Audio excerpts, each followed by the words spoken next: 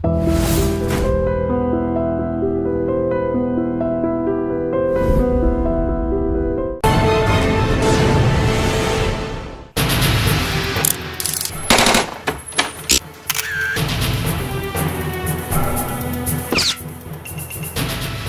is going on?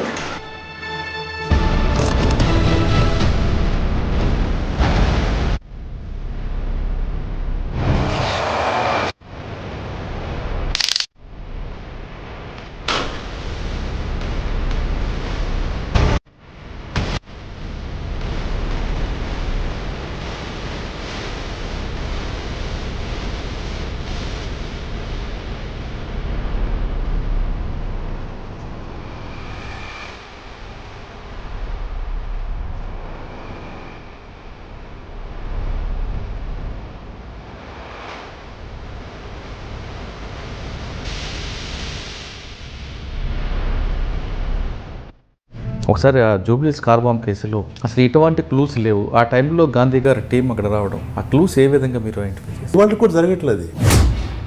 1992లో నేను join అయినప్పటికి immediately అనేది క్వశ్చన్ లేదు, అది అవర్స్ పట్టేది అనమాట. కారణం ఏంటంటే అది రిలే అవ్వడం వల్ల కారణం ఏమవుతుందంటే కొంత ఎవిడెన్స్ లాస్ట్ అవుతుంది, డిస్టర్బ్ అయిపోతుంది. ప్లస్ ఎవరైతే క్రైమ్ చేశారో చివరికి ఆ బ్లాస్ట్ అయిపోయిన ఆ మైన్యూట్ అది ఆ వైర్స్ కానీ దాంట్లో మనకి దొరికింది అనమాట. సార్ ఆ రోజు ఆ కేసులో మీరు కూడా స్పాట్కి వచ్చినట్లున్నారు. ఫియట్ కార్ ఉంటుంది, వాళ్ళ టార్గెట్ పరిటాల రవి. ఈ బ్లాస్ట్ అయిన తర్వాత టార్గెట్ పరిటాల రవి అని మీరు అప్పుడే గెస్ట్ చేస్తుంటారా? క్రైమ్స్ ఇన్వెస్టిగేషన్ అంత ఈజీ కాదండి అది. వాడు మర్డర్ చేస్తాడా అనేది అనుమానం పడట్లేదు. వాడు ఎంత అమాయకుడు అంటే మాకేం తెలియదు సార్, ఆవిడ చెప్పేవారు చేసేవారని చెప్పేవారు. చూడగా చూడగా చూడగా ముందు దాన్ని అనుకున్న కట్టెను చూసాం, కట్టెన మీద మాకేం కనపడలే. బట్ చివరికి అది దొరికే వరకు మాకు తెలియదు. సార్ మీరు అప్పాకు వెళ్ళేసరికి అప్ప అనేది ఆంజనేయ రెడ్డి గారి ఊహల్లోంచి వచ్చిన ఒక బేబీ అండి. దాంట్లో అప్ప అనేది ఈ రోజు డెవలప్మెంట్ అవ్వడానికి మీ రోల్ ఎక్కడ? ఓవరాల్గా ఏంటంటే ఆ కంట్రీలో అంత సిన్సియారిటీకి, ఆనెస్టీకి, ఇంటిగ్రిటీకి ఎంత ఏముంటుందిలే, అంత పాలిటిక్స్ అని అనుకునేవాడిని నేను. 5 పోస్టులు విత్ డిప్యూటీ డైరెక్టర్ ర్యాంక్ ఉన్న పోలీస్ అకాడమీ ప్రపంచంలో ఎక్కడ లేదు, ఇంకా రాదు కూడా. సార్ ఎఫ్ఎస్ఎల్లో మాధవరెడ్డి గారు మర్డర్, అక్కడ కూడా మీకు లీడ్ దొరకడం కొంచెం కష్టమైనట్టు తెలిసింది. సెన్సేషనల్ కేసు కూడా. అప్పుడే బ్రిడ్జ్ కట్టారు. గట్ కేసు సార్, గట్ కేసు అది. ఎవరు చంపారో తెలుసు కానీ అసలు ఏ విధంగా ఎక్కడి నుంచి క్లైమరామని యూజ్ చేస్తారు అనేది కొంచెం. వాళ్ళు ఈ రోడ్లో మాధవరెడ్డి గారు పాస్ అవుతారని ముందే వాళ్ళు ప్లాన్ చేసుకుని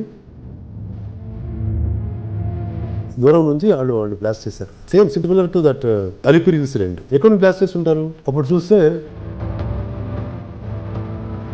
బ్రిడ్జ్ దగ్గర కూర్చొని వాళ్ళు డిసప్పాయింట్ అయిపోయింది. ఎలా వెళ్ళింది, కింద ఏం చేయాల్సింది? అప్పుడు మేము మెల్లమెల్లగా తెరువు చేసి నేను పైకి వెళ్ళింది. సార్ అదేవిధంగా ఏటూరు నాగారం ఆ ప్రాంతంలో ఒక ఆర్టీసీ బస్సు దగ్ధమైనప్పుడు మొత్తం బాడీస్ అన్ని కూడా 32 బాడీస్. దాన్ని ఐడెంటిఫై చేయడం అనేది ఒక పెద్ద టాస్క్లో తీసుకున్నారు. ఒకసారి ఆ టాస్క్ గురించి. పాప అందరూ కూడా ఫ్యామిలీస్ ఉన్నారు, పిల్లలు ఉన్నారు, అన్ని ముద్దయిపోయినాయి. ఇప్పుడే డిఎన్ఏ సెక్షన్ మనం పెట్టాం. డిఎన్ఏ ద్వారా చేయాలి, అదర్వైజ్ ఓన్లీ బ్లడ్ గ్రూపింగ్ చేస్తే ఏది కాదు, ఇది డిఎన్ఏ చేయాలని చెప్పేసి I think third day, I think 72 అవర్స్లో we identify all the victims అనమాట.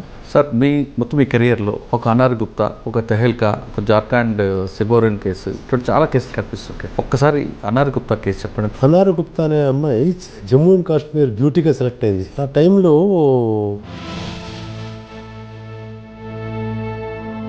అంటే ఐ డోంట్ వాంట్ నేమ్ అంటే ఎవరైనా ఆఫీస్ అందరూ కూడా ఆ అమ్మాయి అందంగా ఉందని చెప్పేసి try to cook near to her అనమాట. Try to have some kind of sexual అని. దీన్దార్ అంజుమాన్ అనే వాళ్ళు ఎక్కువగా మెడలు కోసుకుంటూ వెళ్ళేవారు. ఆ కేసును ఐడెంటిఫై చేయడానికి మీ టీం ఎలా కష్టపడి? రామ్మోహన్ ప్లస్ 4-5 ఎక్స్పర్ట్స్ ఉండేవాళ్ళు. వాళ్ళని మనం అంటే long time for search of the evidence పట్టేదనమాట అవన్నీ కూడా.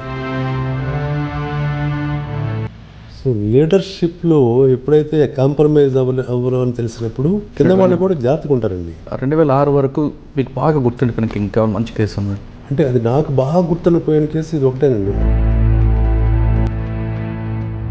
అంటే ఇప్పుడు నో దట్ పివి నరసింహరావు గారు లేరు కాబట్టి నేను చెప్పగలుగుతున్నాను. ఐ డోంట్ నో ఇది చెప్పొచ్చలేదు, కానీ ఆయన ఏం చెప్పారంటే, వెల్కమ్ టు క్రైమ్ డైరీస్. ఉమ్మడి ఆంధ్రప్రదేశ్లో ఫోరెన్సిక్స్ ల్యాబ్ని దేశవ్యాప్తంగా గుర్తింపు తీసుకురావడంలో ఒక కీలక పాత్ర పోషించిన వ్యక్తి, ఆంధ్రప్రదేశ్ పోలీస్ అకాడమీని అభివృద్ధి బాటలు నడిపిన ఆద్యుడు, ట్రూత్ ల్యాబ్ వ్యవస్థాపకులు డాక్టర్ కేపీసీ గాంధీ గారు ఈ వారం మన గెస్ట్.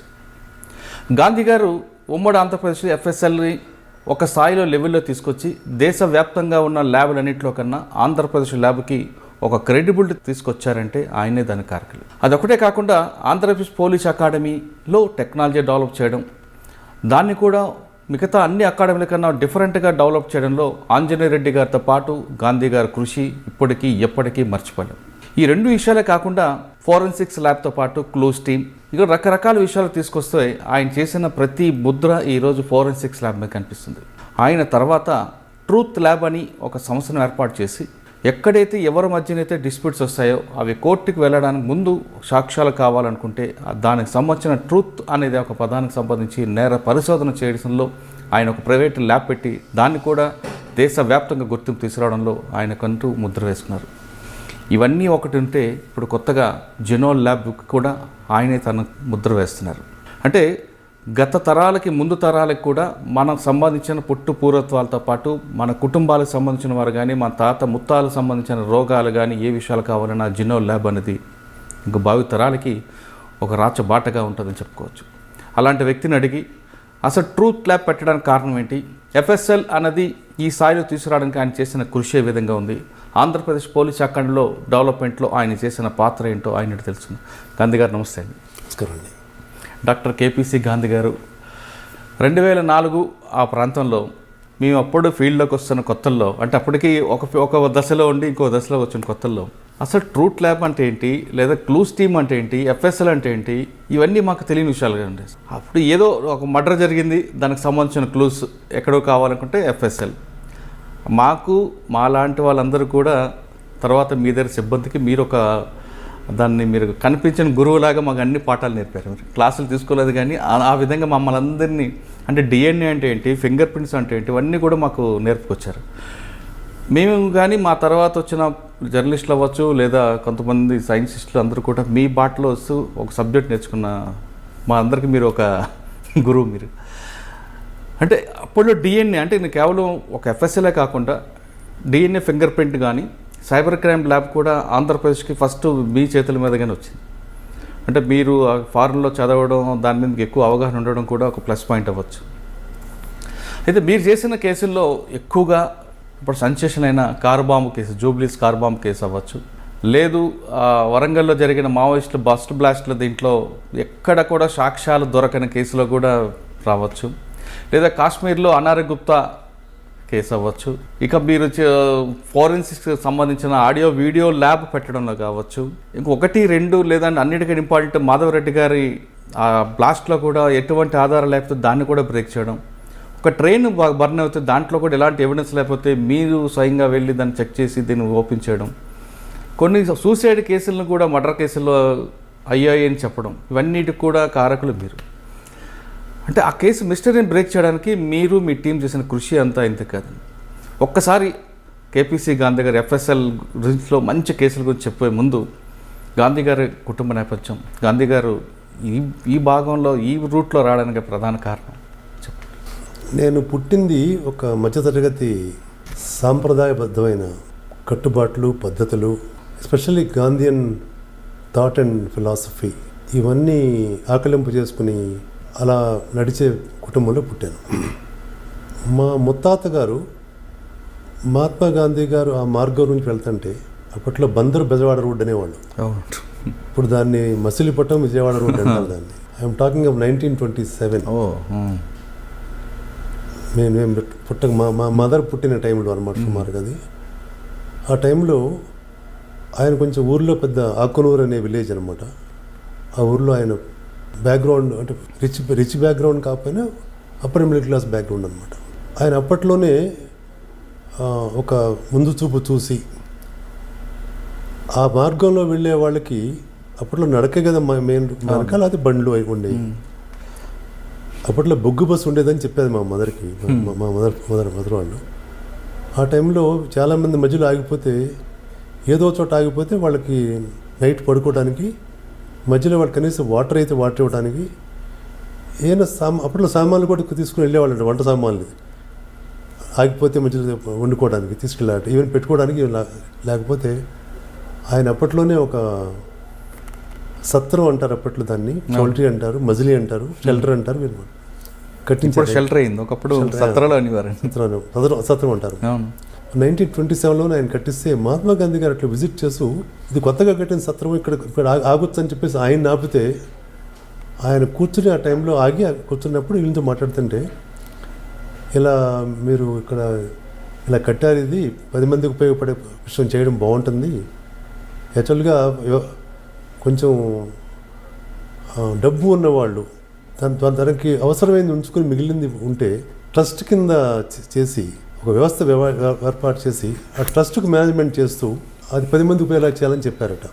అప్పట్లో ఆయనకు మరి దాంతో ఇన్ఫ్లుయెన్స్ అయ్యి ఆల్రెడీ అప్పటికే ఆయన ఒక చెరువు కట్టించారు, పరశురామదాస్ చెరువు అంటారు అనమాట. 4 ఎకర్స్ ల్యాండ్లో క్యాటిల్కి గ్రేజింగ్ కానీ, క్యాటిల్ వాషింగ్ కానీ, కొంతమంది పూర్ పీపుల్ వాటర్ ఉతుక్కోవడానికి కానీ వాటికి కానీ లేకపోతే కట్టించారు అనమాట. అది ఆయనకున్న ల్యాండ్లోనే. అలాగే ఒక వెల్ తవ్వించారు, పెద్ద వెల్, దారిని పోయేవాళ్ళందరికీ అనమాట. ఇవన్నీ ఆల్రెడీ మొదలుపెట్టారు కొన్ని. ఈయన ఎప్పుడైతే చెప్పారో ట్రస్ట్ క్రియేట్ చేయాలని, ఇమ్మీడియట్గా 1927లో శ్రీ సీతారామాంజనేయ చారిటబుల్ ట్రస్ట్ అని క్రియేట్ చేసి రిజిస్టర్ చేసి స్టాంప్ డ్యూటీ రాసి లోపల చూపిస్తాను మీకు, అది చేసి తనకున్న ప్రాపర్టీని 3 భాగాలు చేసి ఒక భాగం ట్రస్ట్కి ఇచ్చి మిగిలిన 2 భాగాలు ఇద్దరు పిల్లలకి ఇచ్చారు. నాకు చెప్తుంటారు మా వాళ్ళు, మా అమ్మమ్మ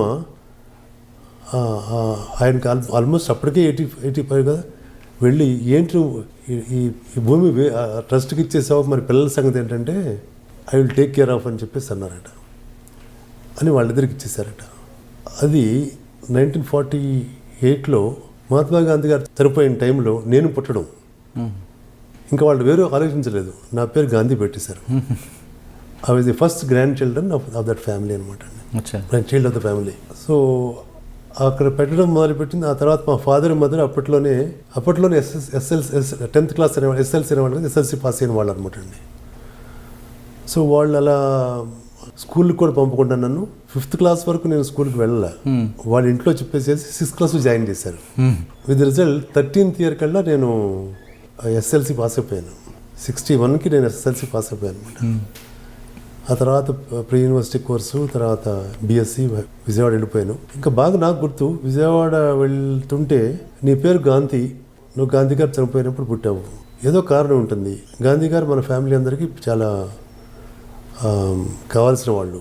మన తాతగారు అంటే కోగండి చంద్రయ్య గారు, ఆయన కూడా గాంధీ గారి వెనక దక్షిణ భారత హిందీ ప్రచార సభ గురించి ఇక్కడ నుంచి చెన్నై వెళ్ళడం, వాళ్ళు వెళ్ళి మద్రాసు వెళ్ళడం చేశారు. అది ఆ తర్వాత ఆయనతో పాటు తిరగబట్టి ఆయనకి ఇక్కడ బోర్డ్ హై స్కూల్ పెట్టగానే మన ఊరిలో హిందీ టీచర్గా వాళ్ళే ఇచ్చారు, గవర్నమెంట్ ఇచ్చారు పోస్ట్. అది అలా ఆయన ఇన్ఫ్లుయెన్స్ మన మీద చాలా ఉందని చెప్పి నువ్వు కూడా బయటకు వెళ్తున్నావు విలేజ్ దాటి at the age of 13th ఇయర్కి, ఇంకా యంగ్ పర్సన్ కాబట్టి you have to be careful in maintain your character is the essential part of life అని చెప్పేసి నా మైండ్లో అదొక ఇంప్రెషన్ క్రియేట్ చేశారు. అది అప్పటి వరకు నేను మహాత్మా గాంధీ గారి మై ఎక్స్పెరిమెంట్స్ విత్ ట్రూత్ తెలియదు.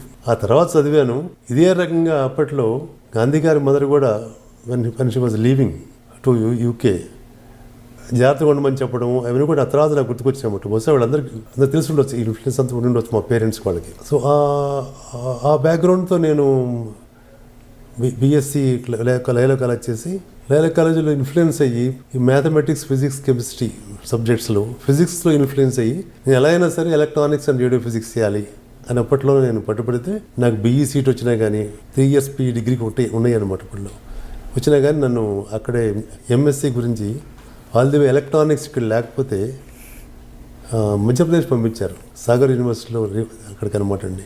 అక్కడ చేసి వచ్చాను. వచ్చిన తర్వాత రిటర్న్ అయ్యి రాగానే ఫిజిక్స్కి సంబంధించిన ఈసీఎల్ లాంటి చోట్ల, హెచ్ఏఎల్ లాంటి చోట్ల చాలా రకాలుగా నాకు అవకాశాలు వచ్చినా సరే పిఎస్ రామ్మోహన్ రావు గారు అప్పట్లో ఇంటెలిజెన్స్ ఆఫీసర్ అంటే ఆయన మాకు దూరపు బంధువు కూడా అవుతారనమాట. అయితే ఆయనతో చెప్పి ఏం చేస్తే బాగుంటుందంటే, అప్పట్లో నేను ఆల్ ఇండియా సర్వీసెస్ రాయడానికి కూడా నేను ఎక్కువ ప్రయత్నం చేయలేదు, అంటే పేరెంట్స్ చెప్పలేదు, దాని గురించి చెప్పలేదు.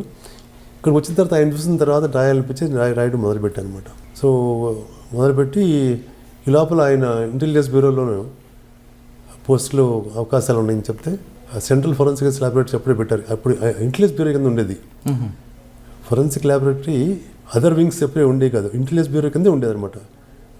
అటు బిఎన్ మలిక్ అని అప్పుడు IB one of the well known intelligence bureau officer అనమాట. ఆయన ఫస్ట్ ప్రైమ్ మినిస్టర్కి ఆయనే, సెకండ్ ప్రైమ్ మినిస్టర్ కూడా ఆయనే ఉండేవారు అనమాట. ఆయన విజన్తో పెట్టారనమాట. ఇది బాగుంటుందని చెప్తే అక్కడ జాయిన్ అయ్యాను. ఒక 2-3 years పనిచేయగానే నాకు అల్టిమేట్లీ నేను కావాల్సింది ట్రూత్ ఫైండింగ్ అవుట్ కదా. ఇక్కడ కంటిన్యూ చేసినప్పుడు బాగానే ఉంటుంది అనుకుంటూ ఒక పక్కన ఆల్ ఇండియా సర్వీస్ ఎగ్జామ్స్ రాస్తూనే ఈ లోపల నా భార్య అంటే మ్యారేజ్కి మా భార్య కూడా ఐడిపిఎల్ అనే చోట జాబ్ చేయడం, మాస్టర్స్ డిగ్రీ చేసి ఆవిడ IDPL labour welfare officer join అయిందనమాట. సో ఆ తర్వాత ఇక నాకు ఆల్ ఇండియా సర్వీస్ రాసి మళ్ళీ అన్ని చోట్ల ట్రాన్స్ఫర్ అయ్యి వెళ్ళడం, ఎక్కడో పోస్టింగ్ అందని చెప్పేసి నేను ప్రయత్నం చేయలేదు. ఆ సంవత్సరం మానేశాను అనమాట. సో ఇద్దరం అప్పుడు సెటిల్ అయిపోయాం సెంట్రల్ ఫోరెన్సిక్ ల్యాబ్. అలా కంటిన్యూ చేసిన తర్వాత స్టేట్ ఫోరెన్సిక్ ల్యాబ్ రావడం, దాంట్లో నేను అసిస్టెంట్ డైరెక్ట్ రిక్రూట్మెంట్లో సర్వీస్ కమిషన్ ద్వారా డిఎస్పీ లెవెల్ ర్యాంక్ అనమాట. ఇది దాంట్లో రావడం, నేను ఒక్కడిని ఉండడం, సెలెక్ట్ అవ్వడం జరిగిందనమాట. అలాగే ఫోరెన్సిక్ సైన్స్ అంటే ఇది కూడా నేను ధర్మం న్యాయం చేయడానికి పనికొస్తుంది, మహాత్మా గాంధీ గారు చెప్పిన మార్గాలకు నాకు నేను చేయగలను అనే పర్సనల్గా కూడా నాకు దాని మీద ఎఫినిటీ ఉండడం వల్ల, అలా మనం చేసింది 10 మంది ఉపయోగపడాలనేది ఉండడం, అది ఫ్యామిలీ బ్యాక్గ్రౌండ్ కూడా అది ఉండడం వల్ల దీంట్లో నేను సెటిల్ అయిపోయాను. ఫోరెన్సిక్ సైన్స్ రావడానికి కారణం మెయిన్ కదా సార్. మీరు ఎఫ్ఎస్ఎల్కి వచ్చేసరికి నాంపల్లి దగ్గర ఆఫీస్ అనుకుంటే అప్పుడు సిచ్యువేషన్ ఎలాగుండేదండి? ఎందుకంటే మీకు ఆ క్వశ్చన్ అడగాల్సి వచ్చింది. మీరు రాకముందు ఎఫ్ఎస్ఎల్, మీరు వచ్చింది ఎఫ్ఎస్ఎల్, రెండు చూశాను. అది చెప్పాలంటే నాకు అన్నీ గుర్తుకొస్తున్నాయి. స్టేట్ గవర్నమెంట్ ఫోరెన్సిక్ ల్యాబొరేటరీ అయితే 1974 15/11/1974 1478 జీవో ద్వారా క్రియేట్ చేశారు. కానీ కెమికల్ ఎగ్జామినర్ ల్యాబ్ నారాయణగూడలో ఉండేది. సిఐడి సైంటిఫిక్ సెక్షన్ సిఐడి డిపార్ట్మెంట్లో ఉండేది. బిల్డింగ్ కట్టడానికి గవర్నమెంట్ ఆఫ్ ఇండియా డబ్బులు ఇచ్చి, కొంత డబ్బులు ఇస్తే ఫౌండేషన్ స్టోన్ వేశారు. వెంకటరావు గారు ఫౌండేషన్ స్టోన్ వేశారు. అది ఆ తర్వాత బిల్డింగ్ రెడీ అయిపోయింది. ఎవరికి ఇంట్రెస్ట్ లేదు అసలు మళ్ళీ ఆ బిల్డింగ్ టేక్ ఓవర్ చేయడానికి. నేను జూనియర్ మోస్ట్ అసిస్టెంట్ డైరెక్టర్. నేను అక్కడ నా పైన జాయింట్ డైరెక్టర్స్ ఉన్నారు, అసిస్టెంట్ డైరెక్టర్స్ ఉన్నారు. ధర్మారెడ్డి గారు డైరెక్టర్. ఆయన నన్ను పిలిచి, గాంధీ ఇది బిల్డింగ్ టేక్ ఓవర్ చేయాలంటే ఎవరికి ఇంట్రెస్ట్ కనబట్టలేదు, అంటే ఈచ్ రూమ్ చూసుకుంటే లోపల అన్నీ చూసి లాక్ చేసుకుని రమ్మంటే మాకెందుకు అంటున్నారు. అది ఇంకా నేను నీకు ఇంట్రెస్ట్ చేస్తాను, నువ్వు చేయాలని చెప్పారు. అది నా స్టార్టింగ్ పాయింట్.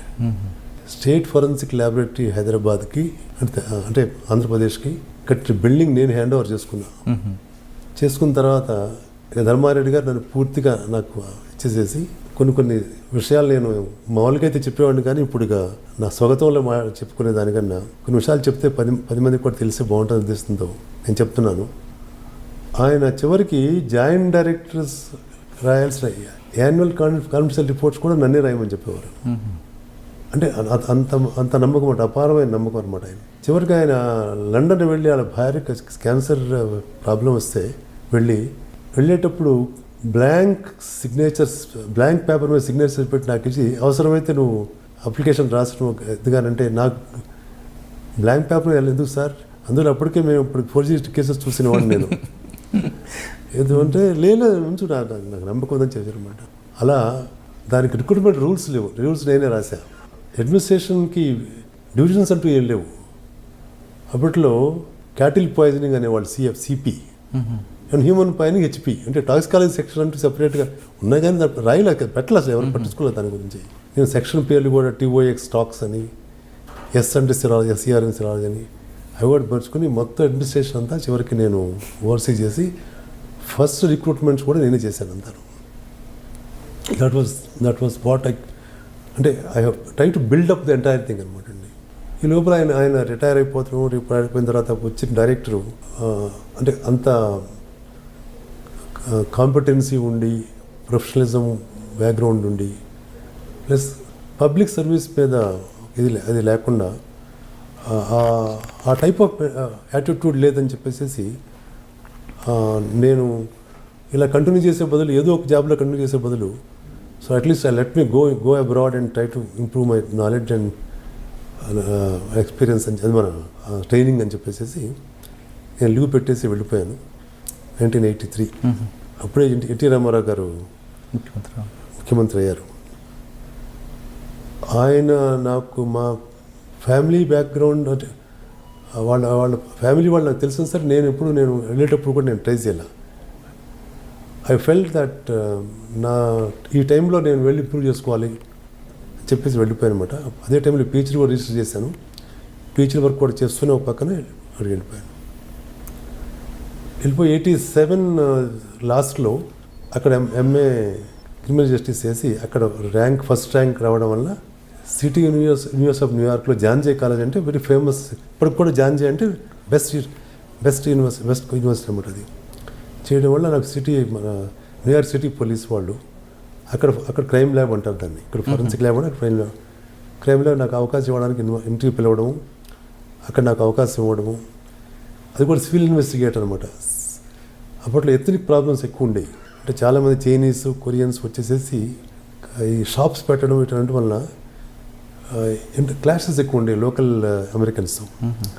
ఆ టైంలో ఏషియన్స్ కొంతమంది ఆఫీసర్స్ కావాలని చెప్పేసి నన్ను సెలెక్ట్ చేసుకుని మీరు జాయిన్ అయిపోమని చెప్పారు. నేను ఇండియా వచ్చేసాను క్రిస్మస్ టైంలో 87లో ఇండియా వచ్చేసేసి 88 మిడ్ 88 కల్లా జాయిన్ అయిపోవాలన్నమాట. నేను ఆ టైంలో పోలీస్ అకాడమీ పెట్టారు. ఆంజనేయ రెడ్డి గారు ఎవరిని చూస్తే అప్పటికి నేను అంటే ఆయన తెలుసు, గాంధీ అయితే బాగుంటుంది అనుకున్నారు. పిఎస్ రామ్మోహన్ రావు గారు అప్పుడు డీజీ అయ్యారు. అయితే గాంధీ అయితే బాగుంటుంది చెప్తే నేను అప్పుడు వచ్చానని తెలిసి నన్ను పిలిపించి కరెక్టే కానీ బట్ మా పిల్లలు సెటిల్ అయిపోవడానికి అక్కడ బాగుంటుందండి, నాకు కూడా మంచి జాబ్ వచ్చింది అని చెప్తే, అలా కాదు మన రాష్ట్రానికి చేయాలి కదా, అవసరం కదా, నువ్వే కరెక్ట్గా ఫిట్, అందులో బ్యాక్గ్రౌండ్ టెక్నాలజీ నేర్చుకొచ్చావు అక్కడ. అప్పుడు కంప్యూటర్స్ అప్పట్లో నేర్చుకున్నాను అన్నమాట. అప్పుడే అంటే నాకు చేయాలని ఉంది కానీ బట్ నాకు ఇక్కడ నా టైం ఫుల్గా యూటిలైజ్ చేయకపోతే నాకు చేయాలనిపించట్లేదు. నాకు ఇక్కడ లాస్ట్ టైం జరిగింది అది. అంటే అప్పుడు ఆయన అప్పుడు నన్ను సీఎం గారి దగ్గర తీసుకువెళ్ళి అంటే నేను ఆయనతో చెప్తే బాగుంటుందని చెప్పేసి తీసుకెళ్ళారన్నమాట. అది ఆయన లేని అడగగానే ఎక్కడ నువ్వు అని అంటే పలానా అని చెప్పాను. మాకు అక్కడే కదా, మా ఊరి దగ్గరే కదా, నమ్మకూరు దగ్గర. అంటే మరి మా కోగండి చంద్రయ్య గారు మా తెలుసుంటే అవును తెలుసండి, మా ఫ్యామిలీ తెలుసండి, మీ ఫాదర్ వాళ్ళు కూడా తెలుసని చెప్పాను. మరి ఎందుకు వెళ్ళిపోయావు నేను వచ్చిన తర్వాత అన్నారు. పరిస్థితులు బాగాలేక నేను వచ్చిన తర్వాత కూడా పరిస్థితులు అలాగే ఉన్నాయా మీకు అని అన్నారు. అది ఉందండి, అది మా దగ్గర అనిపించింది అలాగే వెళ్ళాను. మరి మన రాష్ట్రానికి కావాలి కదా, మన దేశానికి కావాలి కదా అంటే ఇంకా మాట అనగా నాకు ఇంకేమీ లేకుండా ఉండిపోతాను సార్ అన్నాను. పాపం మాట తగ్గట్టుగానే ఏమేం కావాలో అన్నీ అరేంజ్ చేయమని అప్పుడు డీసీ గారికి, తర్వాత అందులో వాళ్ళు కూడా అందరూ తెలుసు కాబట్టి అన్ని రకాలుగా నాకు అరేంజ్మెంట్స్ అయిపోయినాయి. ఇమీడియట్గా నేను జాయిన్ అయిపోయాను. అందులో ఆంజనేయ రెడ్డి గారు అంటే నాకు అపారమైన గౌరవం, ప్రేమ. ప్లస్ రామ్మోహన్ రావు గారు అయితే నాకు అట్లయినా గురుతుల్యులు. ఆయన చూస్తే నేను అసలు పోలీస్ డిపార్ట్మెంట్ రావాలని అనుకుని కూడాను. దాంతోపాటు నాకు న్యాయం ధర్మం చేయడానికి నాకు ఇష్టం కాబట్టి ఇవన్నీ జరిగింది కాబట్టి ఒకవైపు గురువు, ఒకవైపు గౌరవం గల వ్యక్తి, ఇద్దరితో పనిచేయడం అనేది ఇంకా ఇంకా ఆలోచించుకోలేదు అది. ప్లస్ ఎన్టీ రామారావు గారు డెఫినెట్గా ఆయన ప్రజల మనిషి, ప్రజల కోసం వచ్చారు అనేది కూడా కాబట్టి ఎన్ని మ్యాచ్ అయిన తర్వాత మ్యాచ్ అవ్వబట్టి వచ్చేసాను. అప్పట్లో విజయరామారావు గారు ఫుల్ సపోర్ట్ ఉండేది. ఆయనకు కూడా నేనంటే చాలా ఇష్టం, ఆయన మీద నాకు గౌరవం కూడాను. అలాగే టిఎస్ రావు గారు ఫస్ట్ డీజీపీ, ఆయన కూడా కృష్ణా జిల్లా మా కౌతరం ఆయన అనమాట. ఆయన అలా కూడా నాకు తర్వాత క్లోజ్ అయ్యారు. ఆ తర్వాత టిఎస్ రావు గారి దగ్గర నుంచి స్వరంజిత్ సేన్ గారి వరకు నేను 15 ఏళ్ళు 8 మంది డీజీలతో నేను పనిచేశాను. అందరూ నేనంటే అదే గౌరవం, అదే ప్రేమ ఉండేది. నాకు కూడా అలాగే ఎట్టి పరిస్థితుల్లోనూ నేను ఏదో కొత్త డ్యూటీ చేస్తున్నాను కానీ అనుకోవాలి. అందరూ సమానంగా నేను పనిచేశాను అనమాట. అందరూ సమానంగా చూసుకున్నారు, ఏ రకంగా పొరపక్షాలు లేకున్నాను. ఐ మస్ట్ సే మనం మంచి పని చేస్తుంటే, న్యాయంగా, ధర్మంగా, క్రమబద్ధంగా చేస్తుంటే ఏ కులమైనా, ఏ మతమైనా, ఏ ఊరైనా, ఏ రాష్ట్రమైనా, ఏ దేశమైనా సమానంగా చూస్తారని నాకెందుకో నమ్మకం వచ్చేసింది. అది మన చేతిలోనే ఉంటుందని చెప్పించింది. అమెరికాలో కూడా న్యూయార్క్ సిటీలో నేను చేస్తుంటే 6-7 కంట్రీల మంది మనుషులు ఉండేవారు నాతో పాటు. అందరూ పోలీస్ ఆఫీసర్లు ఉండేవారు. ఆ పర్టికులర్ కాలేజీలో పోలీస్ వాళ్ళు ఇన్ సర్వీస్ వాళ్ళు వచ్చి జాయిన్ అయ్యేవాళ్ళు అనమాట. అంటే ప్రమోషన్ గురించి వాటికి. సో దాంట్లో నేను ఫస్ట్ వచ్చాను. వాళ్ళందరూ ఆశ్చర్యపోయారు. అంటే నన్ను అక్కడ కూడా డిస్క్రిమినేషన్ ఉన్నట్లయితే జరిగేది కదా. నిజంగానే ఆ లిబర్టీ, ఈక్వాలిటీ, ఫ్రాటర్నిటీ, జస్టిస్ ఇవన్నీ కూడా వాళ్ళు ఫాలో అయ్యారనమాట. అందుకే పెద్దలు అంటుంటారు కదా సార్, మన నోరు మంచిదేదో ఊరు మంచిదో. సో తర్వాత మనం సిన్సియర్గా పనిచేయడంగా ఉంటే పనిచేసి చూపించాలన్నమాట. లివింగ్ బై ఎగ్జాంపుల్ అనుకోండి. సో ఇది నేను ఒక లైఫ్ స్టాండర్డ్ పెట్టుకున్నాను. Living by example. ఎవరు కూడా వేరే వాళ్ళు మనని నమ్మాలంటే లేకపోతే ఇన్స్పైర్ కావాలంటే నువ్వు చెప్పింది చేయాలి.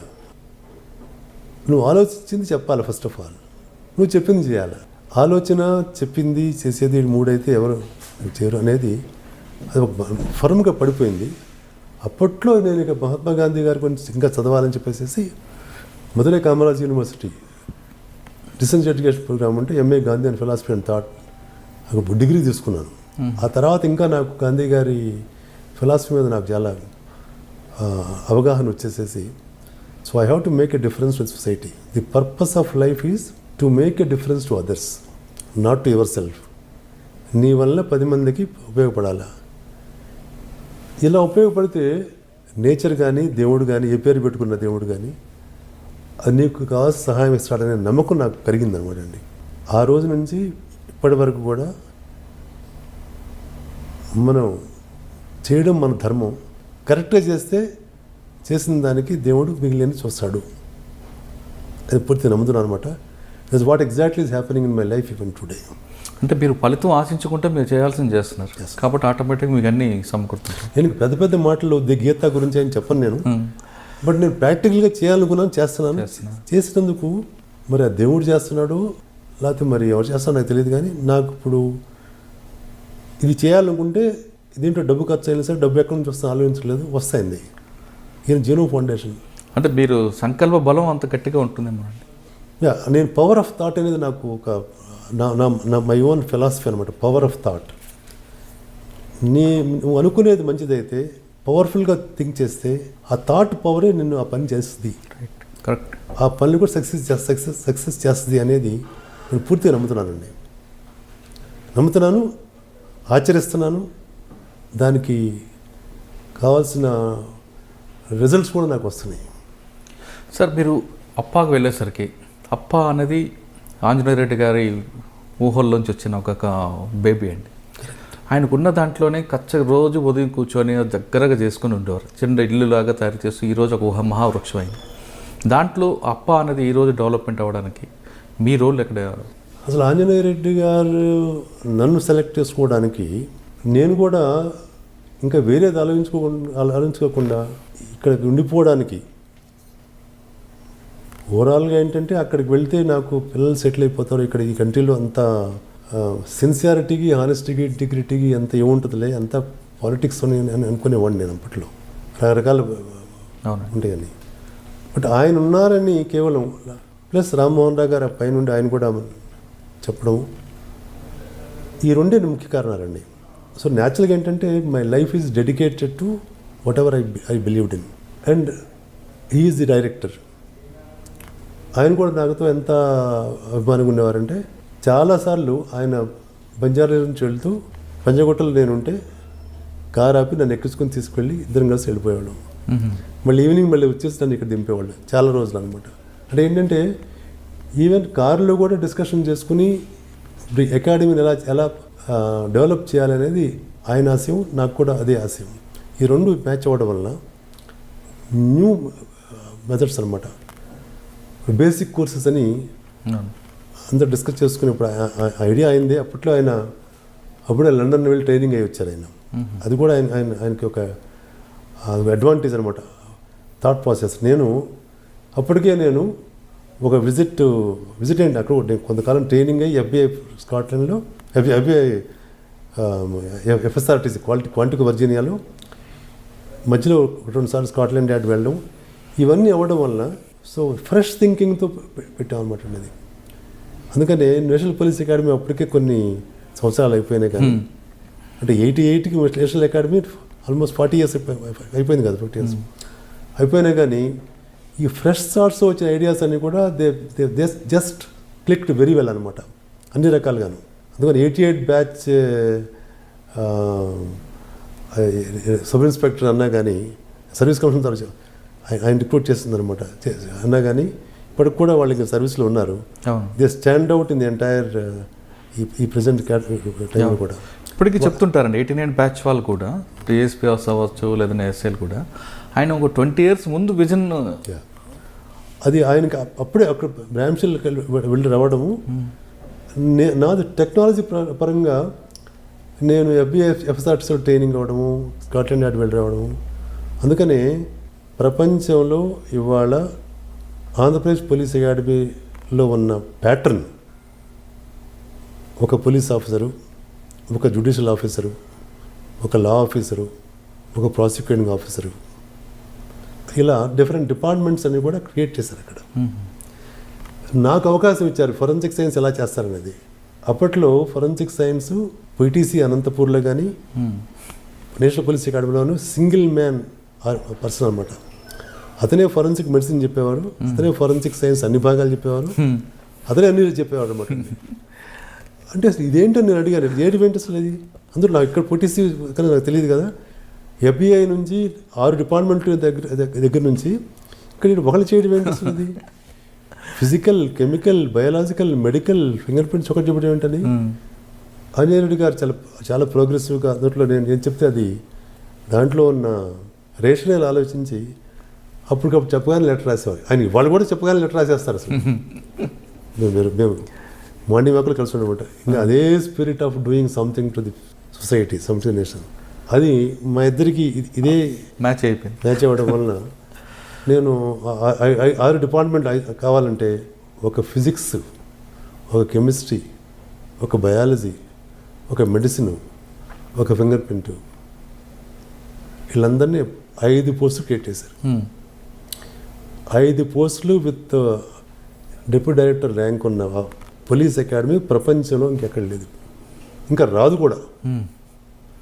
ఎందుకంటే ఆయన పోలీస్ అకాడమీ క్రియేట్ చేసినప్పుడు ఇండిపెండెంట్ హెల్త్ డిపార్ట్మెంట్కి ఆయన ఆర్డర్ తీసుకున్నారు. అది ఓకే, అది ప్రపంచంలో ఎక్కడ రాదు అది. అండ్ అంటే ఎంత విజన్ అంటే antiques and ancient relics arts అటుకో సెపరేట్ బడ్జెట్ పెట్టించారు. అది నేను మళ్ళీ రిపీట్ చేసి సేమ్ థింగ్ నేను ఫోరెన్సిక్ ల్యాబ్లో కూడా నేను అయినప్పుడు అది పెట్టించుకుని, ఆ ఫోరెన్సిక్ ల్యాబ్లో ఎంట్రన్స్ కనపడుతుంది హార్మోనీ స్టాట్యూ. అది ఆ స్టాట్యూ ఫస్ట్ పర్చేస్ చేసి పెట్టింది అది అనమాట. దానికి పెద్ద కాంట్రవర్సీ అయింది ఆ స్టాట్యూ ఎందుకు పెట్టారని. చివరికి విజయరామారావు గారు CID చీఫ్గా వచ్చి విజిట్ చేసి, ఏంటి దీని గురించి, ఏంటి ఇది అందరూ ఇలా ఏదో పెట్టామంటున్నారు, చాలా బాగుంది కదా అన్నారు. అదే సార్ మరి దానికి అర్థం కావాలి, హార్మోనియస్ స్టాట్యూ అంటే దాని హార్మోనియస్ నేచర్ అది పెట్టామని చెప్తే, ఏదో నమ్మ వచ్చి మనం నువ్వు కొనేసుకుంటే పెట్టేసుకుంది కానీ లేదా పెడదామని అనుకున్నాను. అంటే అంత అలా ఉంటుంది అనమాట వాళ్ళ సపోర్ట్ అది. సో పోలీస్ అకాడమీ అలా చేసి again we came the best. అప్పటి నుంచి ఒక 20 నేను రిటైర్ అయిపోయే వరకు కూడా 2007-2008 వరకు కూడా ఆల్ ఇండియా పోలీస్ డ్యూటీ మీట్లో every year AP state police was number 1. Correct. And also total ఒక 20 ఐటమ్స్ ఉంటే, నాకు గుర్తురావడం 27 ఐటమ్స్ ఉంటే 20లో 15 ఐటమ్స్ వాటిలో మనమే ఫస్ట్ వచ్చేవాళ్ళం. మీ వాళ్ళే ట్రైనింగ్ కానీ అంతా కూడా అలా ఉంటుంది. మంచి సపోర్ట్ స్టాఫ్ ఉండేవాళ్ళు మా దగ్గర. అండ్ రామ్మోహన్ లాంటి నా దగ్గర ఇనీషియల్గా ARSIగా మొదలు అంటే బాంబ్ డిఫెన్స్ అయినా సరే అతను ఉన్న మెరిట్ గ్రహించి అతను నేను పైకి తీసుకొచ్చేసేసి ఈ సైబర్ ఫోరెన్సిక్ చేయడం. అలాగే మిగిలిన కొంతమంది ఆఫీస్ వాళ్ళు కూడా వాళ్ళందరూ మనం ఎంకరేజ్ చేస్తాం అనమాట అండి. సో అందులో వాళ్ళు ఎక్సెల్ అయ్యారు ఒక్కొక్క డిఫరెంట్ ఫీల్డ్స్లో.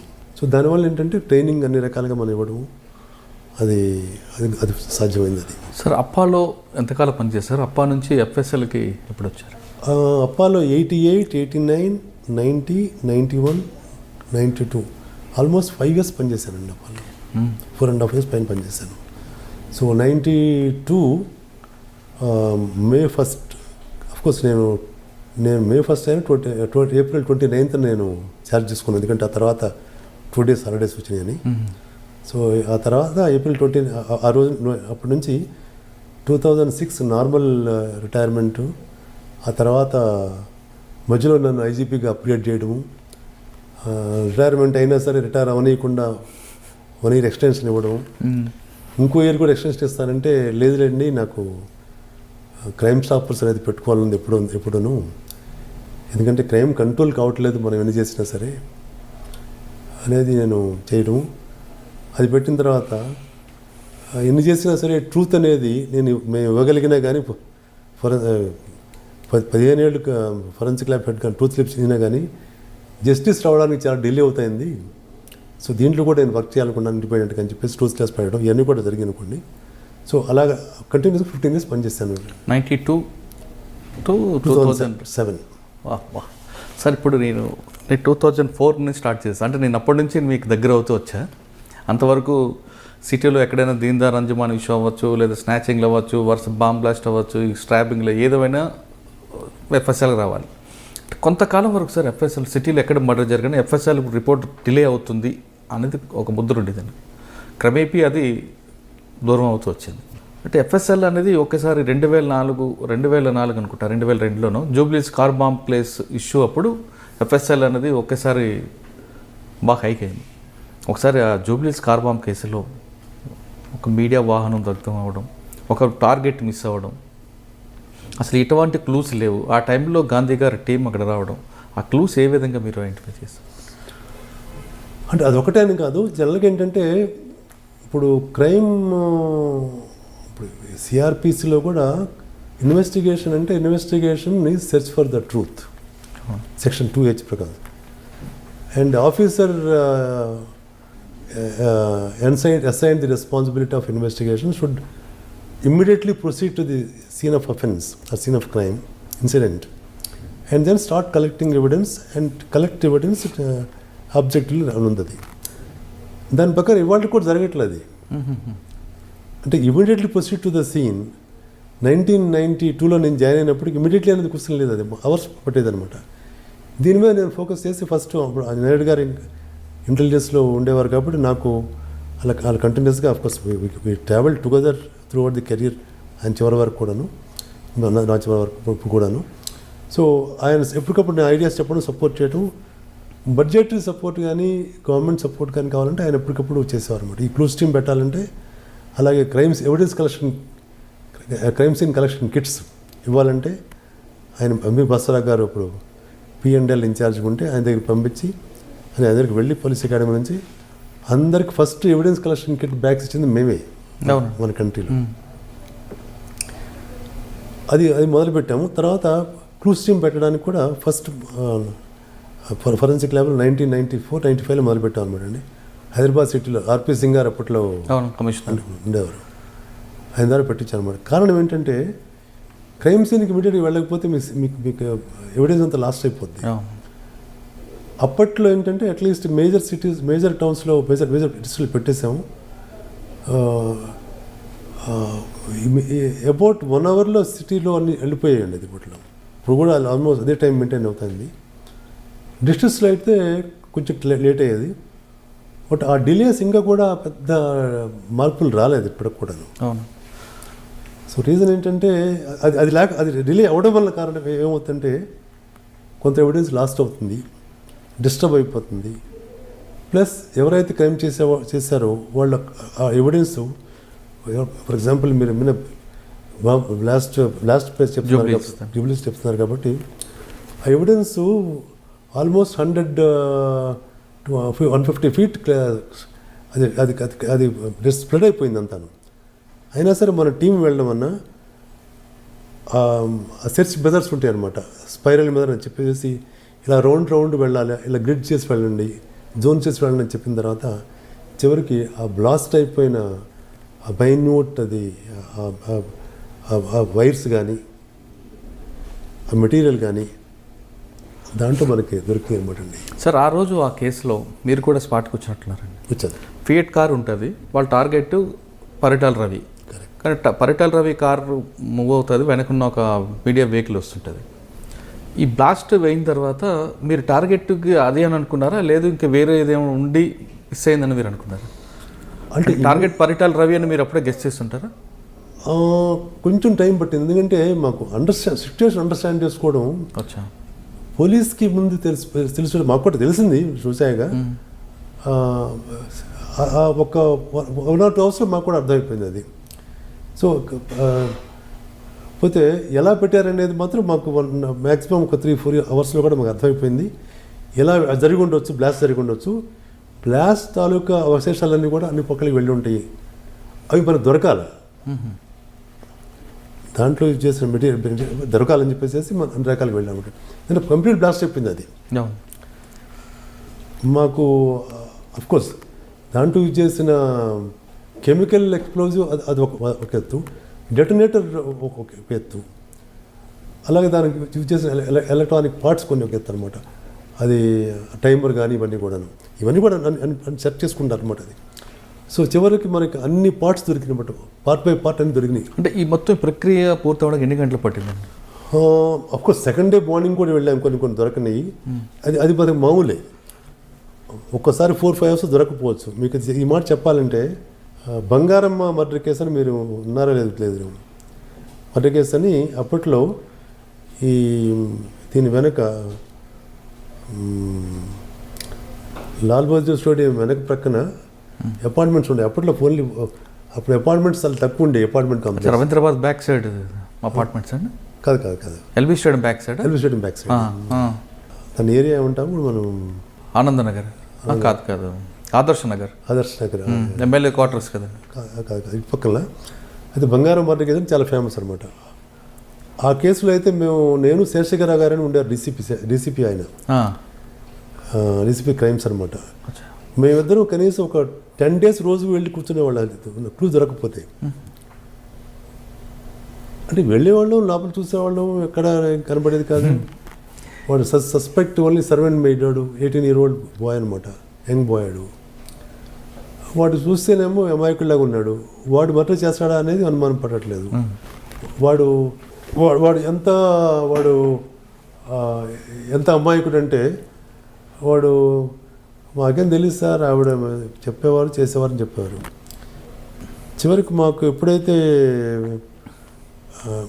చూడగా ఒక తలుపు డోర్ క్రివైస్ వెనక స్మాల్ స్పాట్స్ కనపడినాయి.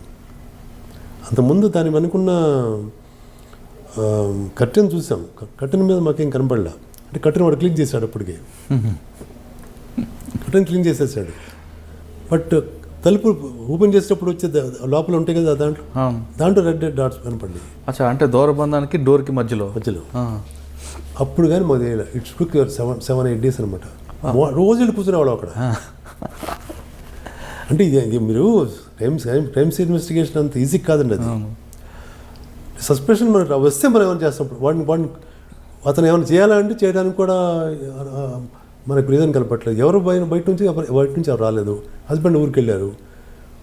ఆ టైంలో కానీ ఈ టైంలో కానీ హస్బెండ్ ఊరికి వెళ్ళారంటే ఏమైనా చేంజ్ చేయడం అనేది ఉండేది అప్పుడు కూడా. And some people started saying అనమాట జరిగి ఉండొచ్చు అని. బట్ చివరికి అది దొరికే వరకు మాకు తెలియదు. అప్పుడు మేము చేస్తే ఇది క్లీన్ చేసేవారు కదరా, క్లీన్ చేయాలి అంటే బయట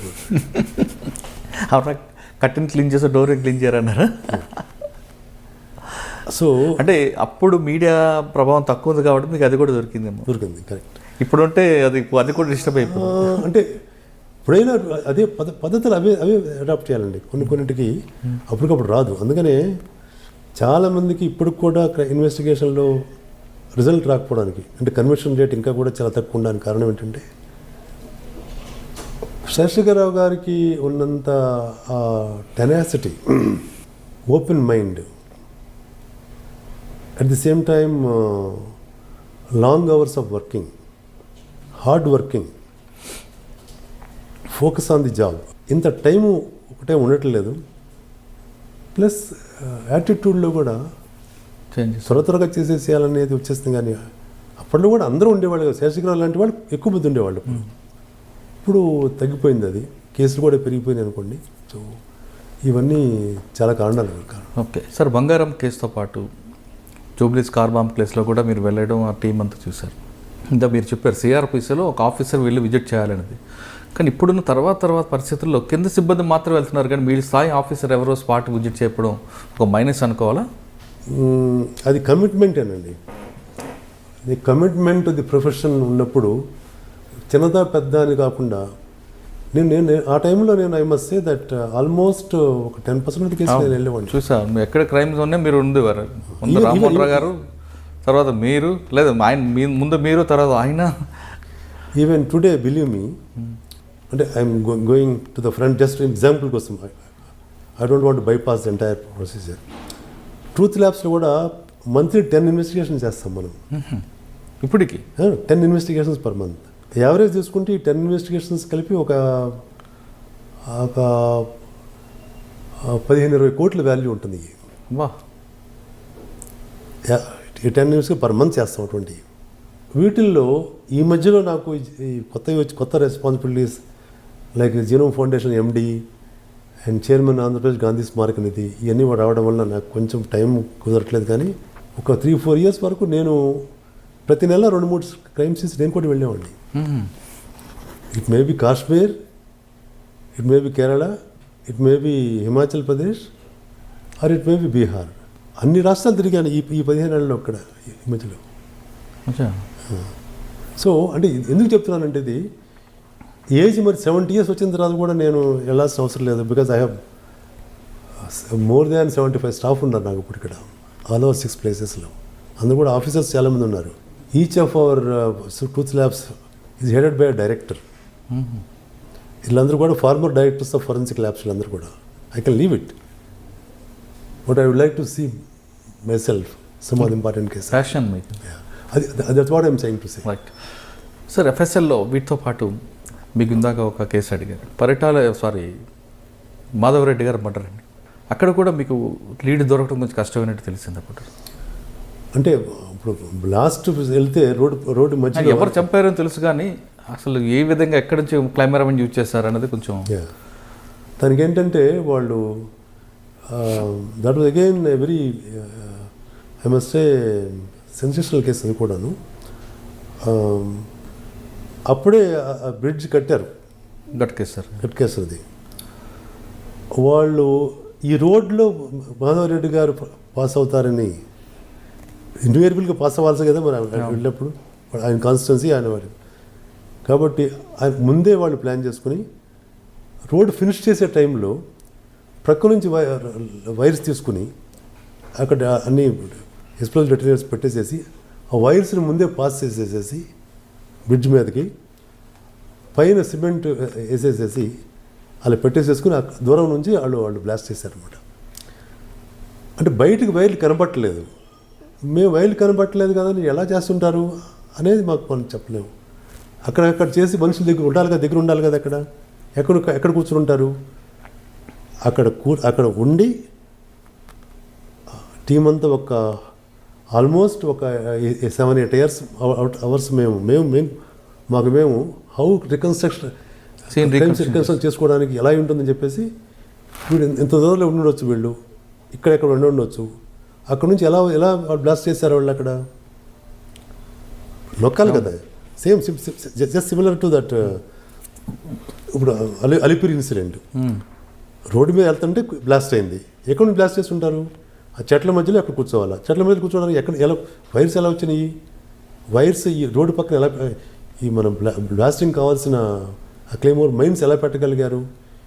అప్పుడు చూస్తే ఒక 20-30 మీటర్స్ అవతల ఆడు కూర్చొని అక్కడ నుంచి ప్రెస్ చేశారు అనమాట. ఇక్కడ కూడా అలా ప్రెస్ చేసి ఉండాలని మాకు ముందే తెలుసు కాబట్టి ఎక్కడ నుంచి ఉంటారు. అప్పుడు చూస్తే అక్కడ చిన్న వైర్ అక్కడి నుంచి వచ్చిన వైరు కొంత బయటపడితే ఆ వైర్ లాగితే చివరికి బ్రిడ్జ్ దగ్గరికి వచ్చి బ్రిడ్జ్ దగ్గరికి వచ్చిన తర్వాత మళ్ళీ డిసప్పేర్ అయిపోయింది. ఎలా వెళ్ళింది? కింద నుంచి ఎలా వెళ్తుంది? అప్పుడు మేము అది లాగి చూస్తే ఈ వైర్ కింద వస్తే అప్పుడు ఆ వైర్ని మెల్లమెల్లగా తవ్వి తీస్తే అది పైకి వెళ్ళింది అనమాట. సో వీటన్నిటికి కూడా మినిమం ఒక 2-3 డేస్ పని చేయాల్సిన అవన్నీ కూడా, అందుకే మేము 2-3 డేస్ అక్కడ ఉన్నాం. సో నెంబర్ ఆఫ్ కేసెస్లో డేస్ ఉన్నాయి, చాలా ఉన్నాయండి మనం,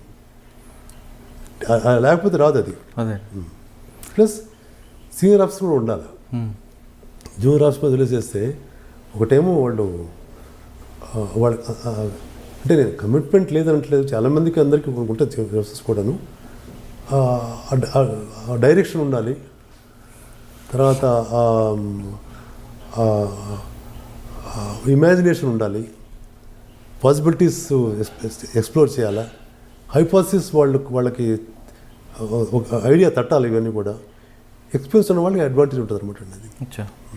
సార్, అదేవిధంగా ఏటూరు నాగారం ఆ ప్రాంతంలో ఒక ఆర్టీసీ బస్సు దగ్ధమైనప్పుడు మొత్తం బాడీస్ అన్నీ కూడా 32 బాడీస్ దాన్ని ఐడెంటిఫై చేయడం అనేది ఒక పెద్ద టాస్క్లా తీసుకున్నారు. ఒకసారి ఆ టాస్క్ గురించి. అది కూడా చాలా అంటే మరి భలే గుర్తుపెట్టుకున్నారు. నాకు ఇప్పుడు నేను I'm able to suddenly remember, కానీ పాపం అందరూ కూడా బస్ ట్రావెలర్స్ కాబట్టి, కొంతమంది ఫ్యామిలీస్ ఉన్నారు, కొంతమంది పిల్లలు ఉన్నారు, అలా అన్నీ ముద్దయిపోయినాయి. ఐ థింక్ హార్డ్లీ 32లో ఒకళ్ళిద్దరు గుర్తుపట్టారు, మిగిలిన కూడా మన దగ్గరికి వచ్చేసాయి అనమాట. బాడీస్ వచ్చినాయి, బస్సు వచ్చేసింది. బాడీస్తో పాటు రిలేటివ్స్, ఫ్యామిలీ మెంబర్స్ వచ్చేసారు. ఎందుకంటే వాళ్ళ బాడీస్ రికవర్ చేసుకుని వెళ్ళి వాళ్ళు కమ్యూనికేషన్ చేసుకోవాలి కదా కర్మకాండలన్నీ. So it was hell of a task. అప్పుడు జోసెఫ్ అనే ఒక అసిస్టెంట్ డైరెక్టర్ ఉండేవాడు. ఇంకా సబార్డినేట్ స్టాఫ్ ఈ పాండు, వెంకన్న వీళ్ళందరూ ఉన్నారు అప్పుడు టైంలో. వీళ్ళందరినీ నైట్ నేను వెళ్ళలేదు. మీకు కావాలంటే ఇక్కడ ఫోన్ చేయండి, you have to work and ultimately you have to complete this DNA. అప్పుడే డిఎన్ఏ సెక్షన్ మనం పెట్టాం. అప్పట్లో ఏది first state level DNA lab అనమాట మంది పెట్టాము. సో డిఎన్ఏ ద్వారా చేయాలి. అది only otherwise only blood grouping చేస్తే ఏది కాదు, ఇది డిఎన్ఏ చేయాల్సిందే. టైం కన్సూమింగ్, టెక్నాలజీ ఓరియంటెడ్ చేయాలని చెప్పేసి I think third day, I think 72 అవర్స్లో we could identify all the victims అనమాట. కానీ అప్పుడు డిఎన్ఏ కిట్స్ కూడా తక్కువ ఉండేవి కదండి. కిట్స్ అంటే అప్పటికప్పుడు తెప్పించుకున్నాం మనం. అంటే నేను నా టైంలో కిట్స్ డబ్బు లేక అక్కడ ఆగలేదు. ఫండ్ ఫుల్ ఉంది.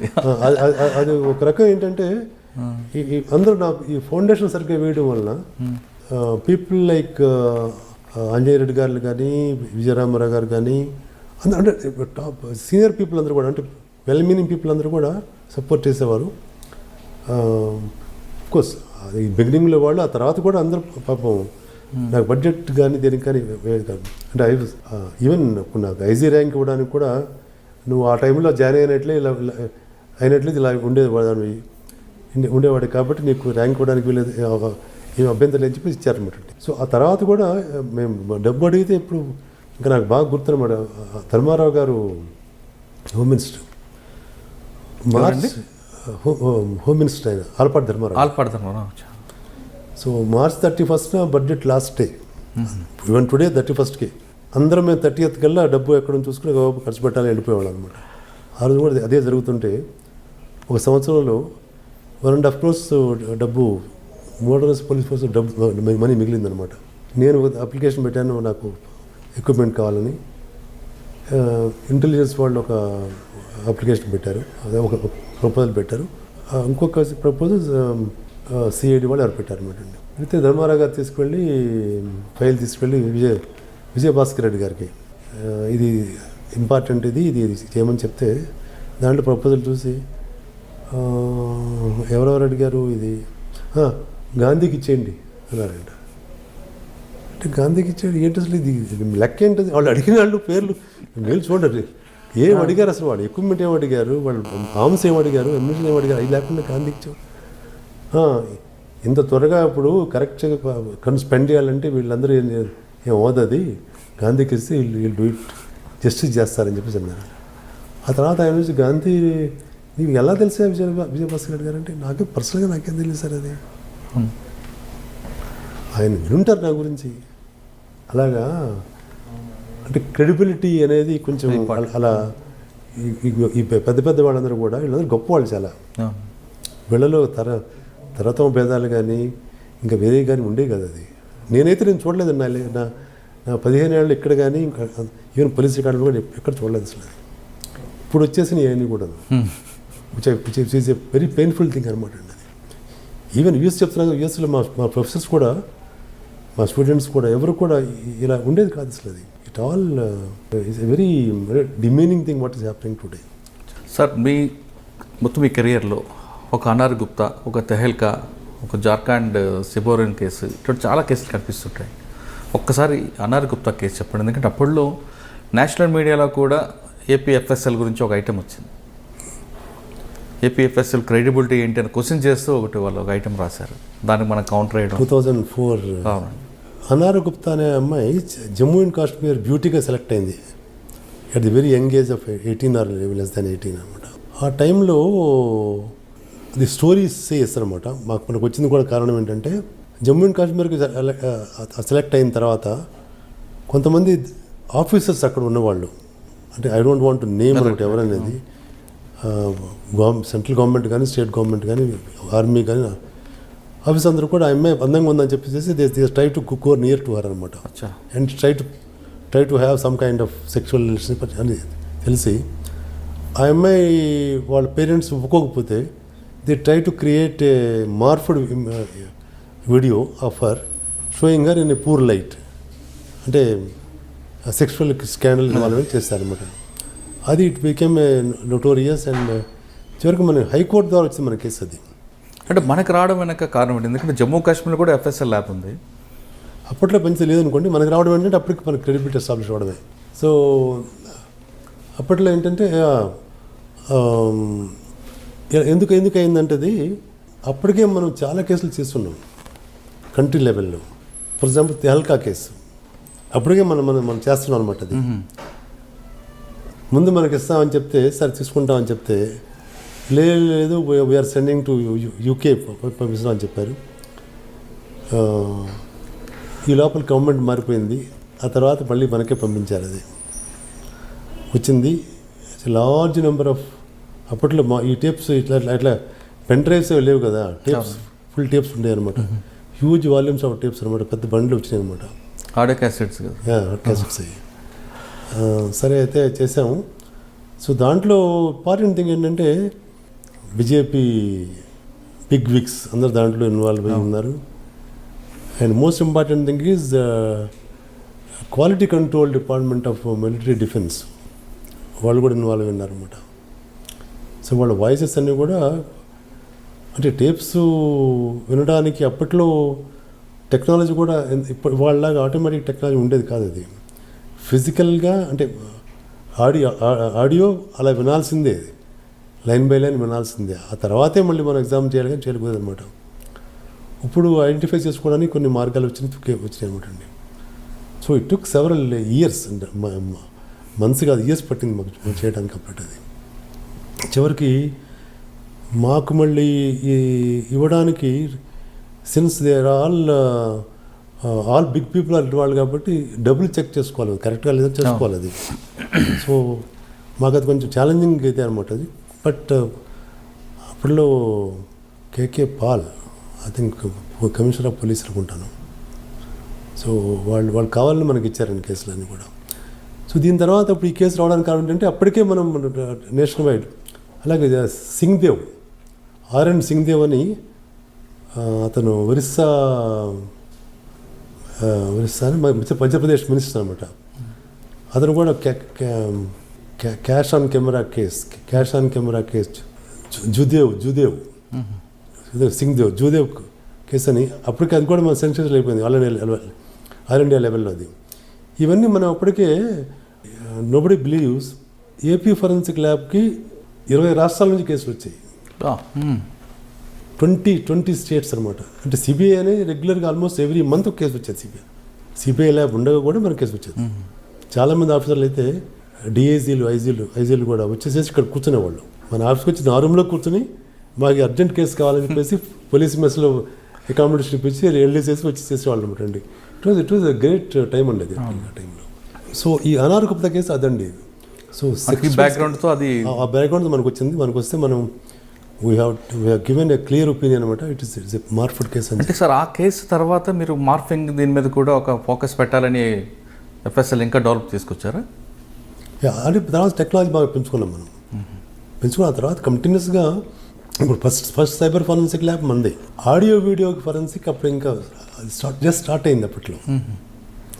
సైబర్ ఫోరెన్సిక్లో అంటే using cyber technology data manipulate చేయటం, ఇమేజ్ అండ్ వాయిస్ మ్యానిపులేట్ చేసిన అప్పట్లో కేసులు లేవు. ఇప్పుడు వచ్చేసింది అంతేగా. న్యూ సాఫ్ట్వేర్ న్యూ యాప్స్ వచ్చేసిన తర్వాత అప్పుడు చాలా తక్కువ అనమాట అది. సో అప్పుడు కొత్త ఎక్విప్మెంట్స్ అప్పుడు లేవు. కొన్ని ఎక్విప్మెంట్స్ తీసుకుని టెస్ట్ చేసాం అప్పట్లో.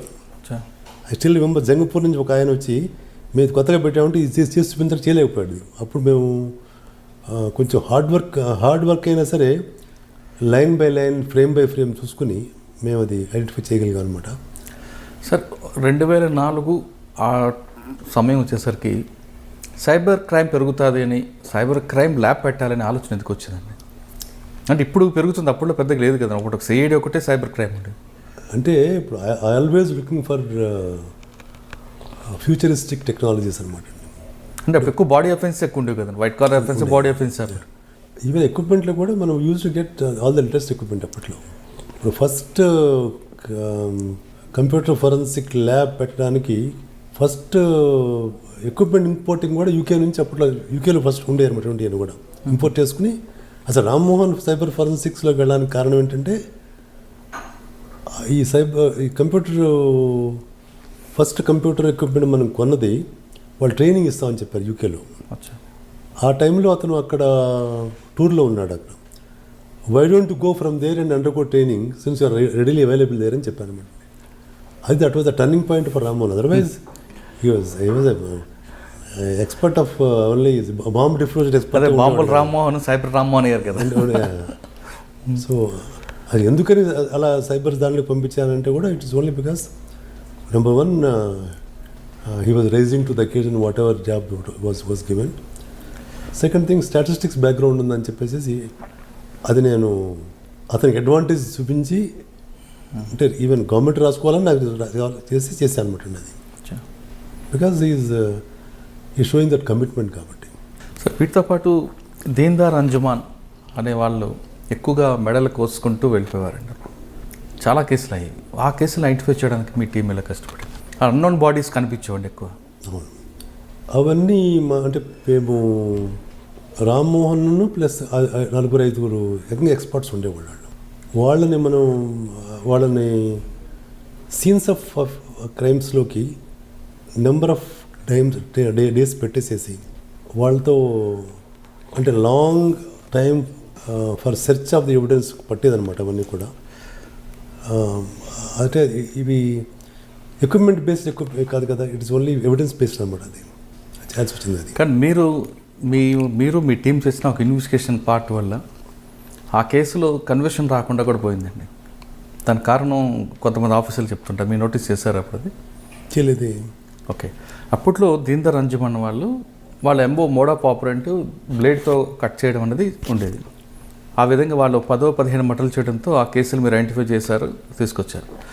అదే టైంలో ఉన్న ఒక ఎస్పీ గారు అన్నోన్ బాడీస్ అన్నిటి కూడా దీన్దార్ అంజుమాన్ అకౌంట్లో వేయడం, అక్కడికి వచ్చేసరికి ఆ నైఫ్ కరెక్ట్ కాదు ఇది అని మీ టీమ్ ఇవ్వడం. అంటే దీన్దార్ అంజుమాన్ చేసిన వాళ్ళ నైఫ్ వేరు, రెగ్యులర్గా వేరే ఎఫెన్స్ చేసే నైఫ్ వేరు కావడంతో అదొక టాలీ కాకపోవడం. తర్వాత ఉప్పల్లో 8:15 మర్డర్ చేసిన వ్యక్తి కుక్కటిపల్లిలో 8:20 చేస్తారని ఒక టైం మిస్టేక్ చేయడంతో ఈ రెండు మిస్టేక్ అయితే కన్విక్షన్ రాలేదు, అక్విటల్ అయిపోయింది మొత్తం కేసులని కూడా ఒక ఆఫీసర్ చెప్పారు. అంటే ఎఫ్ఎస్ఎల్ అనేది ఎక్కడ కూడా కాంప్రమైజ్ కాకుండా మాకు రిపోర్ట్ ఇచ్చింది అని ఆయన మిమ్మల్ని కూడా చేశారు.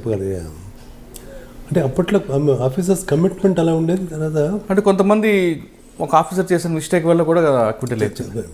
అంటే మీరు దీన్దార్ అంజుమాన్ వాళ్ళు వాడిన వెపన్ ఒకటి ఇస్తే ఆయన మిగతాది కూడా అందులో వేయడం అది టుడే ఇట్ ఇస్ హ్యాపెనింగ్ అండి. సో లీడర్షిప్లో ఎప్పుడైతే కాంప్రమైజ్ అవ్వరు అని తెలిసినప్పుడు కింద వాళ్ళు కూడా జాగ్రత్తగా ఉంటారండి. లీడర్షిప్లో కాంప్రమైజింగ్ యాటిట్యూడ్ ఉందంటే అంటే ఇప్పుడు మీకు యాక్చువల్గా నేను నా ఇది కూడా చూసుకుంటే కూడా ఇప్పుడు ఇఫ్ యూ కాంప్రమైజ్ ఎక్కడ కొంచెం కాంప్రమైజ్ అయితే people try to take advantage of this in big way. Correct. అక్కడ దాకా ఎందుకు చిన్న family children are observers of the parents. Students in the school are observers of teachers అనమాట. And citizens of the country they observe the leaders. ఎప్పుడైతే leaders observe చేస్తారో తెలిసినప్పుడు leader కనుక example కాదు, ఎగ్జాంపులరీ లివింగ్ కోసం అతను పాటుపడకపోతే అతను చేసిన అంటే తెలియకుండా అంటే ఏమనుకుంటా అంటే వేరే వాళ్ళు తెలియదు అనుకుంటాడు. చేసిన ప్రతి తప్పు కూడా బయటికి తెలిసిపోతూ ఉంటుంది. ఏ ఒక్క తప్పు కూడా దాచలేడు వాడు. అందుకని అసలు తప్పే చేయకూడదన్న లీడర్ ఉంటేనే ఆ వ్యవస్థ కానీ ఆ రాష్ట్రం కానీ ఆ దేశం కానీ బాగుపడుతుందని నేను పూర్తిగా నమ్ముతున్నాను అనమాట. ఇది నమ్మడం కాబట్టి మనం తప్పు చేయకుండా ఉంటేనే మనం ఏదైనా సెట్ చేయగలం. ఎగ్జాంపుల్ సెట్ చేయాలంటే మనం తప్పు చేయకూడదు. అంత ట్రాన్స్పరెంట్గా, అంత ట్రస్ట్ వర్తీగా, అంత క్రెడిబుల్గా ఉండాలి. ప్రతిదీ కూడా జాగ్రత్తగా మనం బిహేవ్ చేయాలనేది అది ఒక లోపల నాకు పడిపోయింది. ఇటువంటిది రాకూడదని చేయాలి. అది తప్పనిసరిగా లైఫ్లో ఏ ఫీల్డ్ అయినా అది వర్తిస్తుంది. అది సార్ 2006లో మీరు ఎఫ్ఎస్ఎల్ వదిలిపెట్టిన తర్వాత 2007 ఈ 2006 వరకు మీకు బాగా గుర్తుండిపోయిన ఇంకా మంచి కేసు ఉందండి, అంటే బాగా ఎఫర్ట్ పెట్టాం ఎఫ్ఎస్ఎల్కి. అంటే మీరు అప్పటికే ఎఫ్ఎస్ఎల్కి ISO 9001 కూడా తీసుకొచ్చారు, 17025 NABL సర్టిఫికేషన్ తీసుకొచ్చారు.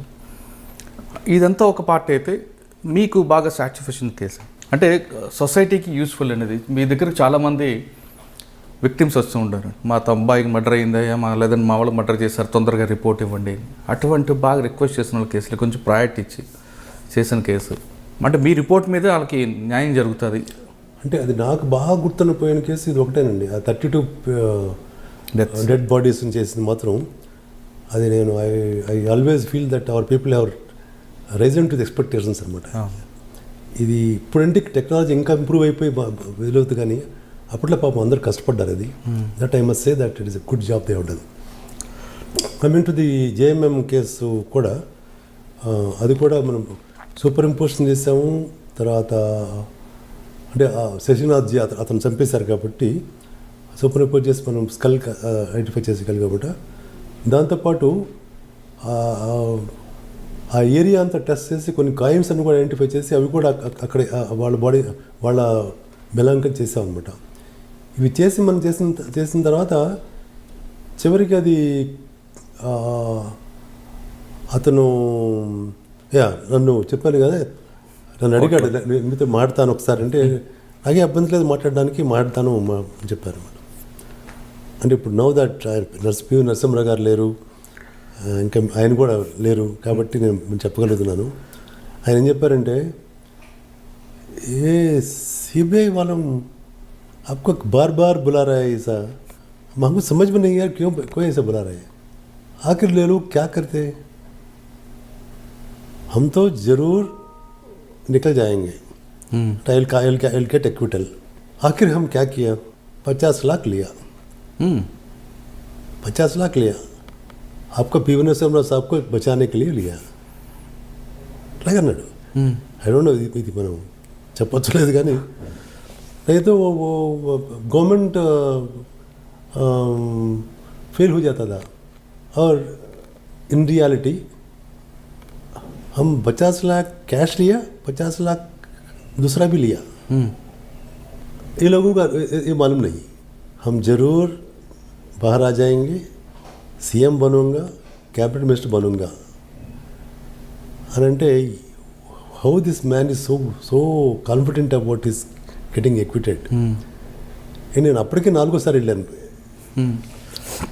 And I have given opinion and డెఫినెట్గా అది అతనైనా ప్రూవ్ అయిపోయింది. అది బట్ మరి ఆ తర్వాత ఎలా చేయగలదు అంటే ఇప్పుడు సిస్టమ్స్ ఎలా ఉన్నాయంటే అలా ఉందన్నమాట. మీరు రిప్లై ఇచ్చారు, హమ్తో I will not allow this to happen, I will prove my point. Defence lawyer మీరు రకరకాలుగా ట్విస్ట్ చేస్తారు. 4వ సారి ట్విస్ట్ చేసి మళ్ళీ పిలిచారు నన్ను. అయినా సరే నేను I will predict your question and answer the questions in such a way అని చెప్పాను లాయర్ కూడా. అంటే అవును हम देख रहे हैं ऐसा है और ये लोग कुछ नहीं कर सकते ఇలా అన్నాడు. And true to what he said, he became coal minister and became CM. And son is CM now. Systems సరిగ్గా పనిచేయకపోతే ఇలా ఉంటుందండి. పబ్లిక్కి నమ్మకం పోతుంది. సార్, ఎఫ్ఎస్ఎల్ అన్నది సామాన్యుడికి అందుబాటులో రావాలి, దాని మీద ఒక అవగాహన కల్పించాలి, భావితరానికి ఒక దిక్సూచిలాగా ఉండాలి. దానికి మీరు ఏ విధంగా ప్లాన్ చేసుకొచ్చారు? ఎఫ్ఎస్ఎల్ నాకు ఇచ్చిన తర్వాత ఫస్ట్ నేను అండర్స్టాండ్ చేసుకోవడానికి ఒక 3-4 days కంటిన్యూస్గా నేను కూర్చొని కేసులు ఎన్ని పెండింగ్ ఉన్నాయి, ఎందుకు పెండింగ్ ఉన్నాయి, ఎందుకని లాంగ్ పెండింగ్ అవుతున్నాయి, క్వాలిటీ ఎలా ఉంది, తర్వాత డిసిప్లిన్ ఎలా ఉంది, స్టాండర్డ్స్ ఎలా ఉన్నాయి, ఇవన్నీ స్టడీ చేశానండి. స్టాండర్డ్స్ నాట్ ఓన్లీ ఫోరెన్సిక్ ల్యాబ్లే కాకుండా నేషనల్ లెవెల్లో కూడా ఒక యూనిఫామ్ స్టాండర్డ్స్ లేవు. I felt this is a very very very important thing that has been done at national level. కానీ ముందు I have to set my house in order. అలాగే forensic science ల్యాబొరేటరీలో స్టిల్ ఐ రిమెంబర్ అనమాట 1992లో 1987 rape case from Narasaraopet pending ఉంది. అంటే 87 అంటే 5-year-old case. Rest 87 కాదు 85ది 7-year-old కేసు పెండింగ్ ఉంది. 7-year-old case rape case pending ఉంటే మనం ఏం చేసినట్లు ఇక్కడ? అందులో అప్పుడు DNA రాలేదు, ఓన్లీ బ్లడ్ గ్రూపింగే. ఎలా చేస్తున్నారు మీరు అంటే వాళ్ళ టిపికల్ క్వశ్చన్. నాట్ ఓన్లీ ఆంధ్రప్రదేశ్లో కాకుండా తర్వాత నేను వెస్ట్ బెంగాల్ అడ్వైజర్కి వెళ్ళాను, జమ్మూ అండ్ కాశ్మీర్ అడ్వైజర్కి వెళ్ళాను. వాళ్ళు చెప్పిన క్వశ్చన్ ఏంటంటే మేము మా ప్రయారిటీస్ వేరే ఉండి మేము చేసేస్తున్నాం, బట్ వీళ్ళు మళ్ళీ అడగలేదు, మమ్మల్ని మర్చిపోయాము. మర్చిపోవడం అంటే వాళ్ళు మర్చిపోవడం ఒక ఎత్తు. అసలు మీరు ఏ ఇయర్కి ఆ ఇయర్ కేసులు పెండింగ్ అని చూసుకోవాలి కదా మీరు. పాత కేసులు అంత ఓల్డ్ కేసులు పెండింగ్ ఉంటే ఎలాగా? నేను పెండింగ్స్ తీయబట్టి తీశానమాట. So this cannot be done. 92లో 85 నుంచి 92 వరకు మధ్యలో ఉన్న కేసులు ప్రతి ఇయర్ కొన్ని ఉన్నాయి. It cannot happen. There should be some limit for this అని చెప్పి ఫస్ట్ థింగ్ ఏం చేశారంటే, మనం 100 days లోపల రిపోర్ట్ దాటితే, 3 నెలలు రిపోర్ట్ దాటితే మనం అసలు మన రిజల్ట్కి మీనింగే లేదు అది. ఎందుకంటే 3 రోజుల తర్వాత 100 days అంటే 3 నెలల తర్వాత 3 రోజుల తర్వాత మనం క్రైమ్ సీన్ దగ్గరికి వెళ్తే క్రైమ్ సీన్ ఏమైనా దొరుకుతుందా మీకు? దొరకదు. ఆల్రెడీ లేట్గా వెళ్తున్నారు, వెళ్ళి ఏదో పోలీసు తీసుకొస్తున్నారు. వాటిలో మీరు ఇలా డిలే చేస్తే దానికి వాల్యూ ఏముంటుంది అది అని చెప్తే వాళ్ళు నిజమేనండి, కాకపోతే మాకు పవర్ సప్లై ఉండదు సరిగ్గా, టైపిస్టులు లేరు, స్టాంప్స్కి బడ్జెట్ లేదు, మా శాలరీస్ ఇంక్రీజ్ అవ్వట్లేదు, మా పే స్కేల్స్ పెరగట్లేదు, కష్టాలని చెప్పుకొచ్చారు. సరే, ఫస్ట్ది పవర్ సప్లై లేదన్నారు. దీన్ని నేను I will address within 10 days. ఇక టైపిస్ట్ లేరన్నారు. This also I will address within 10 days. Then budget లేదన్నారు, అడ్రస్ 10 days. 100 days ప్రోగ్రామ్ పెడుతున్నాను, 10 daysలో నీకు మీ అన్ని ఇస్తాను, మిగిలిన 90 daysలో we have to bring zero pendency అని చెప్పాను. వాళ్ళు ఏమనుకున్నారంటే ఇవన్నీ అసలు ఎక్కడిస్తాడు, ఇవన్నీ కూడాను జరిగే పని కాదు అది, సో ఇదే దాన్ని వేస్తుందామని చెప్పి అన్నారు అనమాట. స్ట్రేట్గా ఆంజనేయుడి దగ్గరికి వెళ్ళాను. అప్పుడే తిరుపతిలో ఏఐసిసి సెషన్ అనమాట. ఇంటెలిజెన్స్ డిపార్ట్మెంట్కి అప్పుడే మనీ వచ్చింది for taking care of all arrangements అనమాట. ఎంత కావాలి గాంధీ అన్నారు. 62.5 kVA జనరేటర్ ఒకటి కొనాలి మినిమం, అది కొంటానండి. ఎంత అవుతుంది? 14 lakhs. బడ్జెట్ ఎంత కావాలి? ఒక 3-4 lakhs. ఇందుకు కూడా స్టాంప్స్ కావాలా? టైపిస్ట్ లేరంటున్నారు. ఒక ఎంతమంది కావాలి? షార్ట్ హ్యాండ్ రిపోర్టర్ నేను ఇంటెలిజెన్స్ పంపిస్తాను ఒక 3 నెలల వరకు, ఒక 4 కావాలి. ఈ 3 it happened with in less 10 days. మరి శాలరీస్ అడిగారు కదా? I'm coming to that point. Salaries అడిగితే నేను చెప్పానంటే ఇది మనం ఇవన్నీ చేసిన తర్వాత మనం శాలరీస్ నేను రాస్తానది, you have to give some time.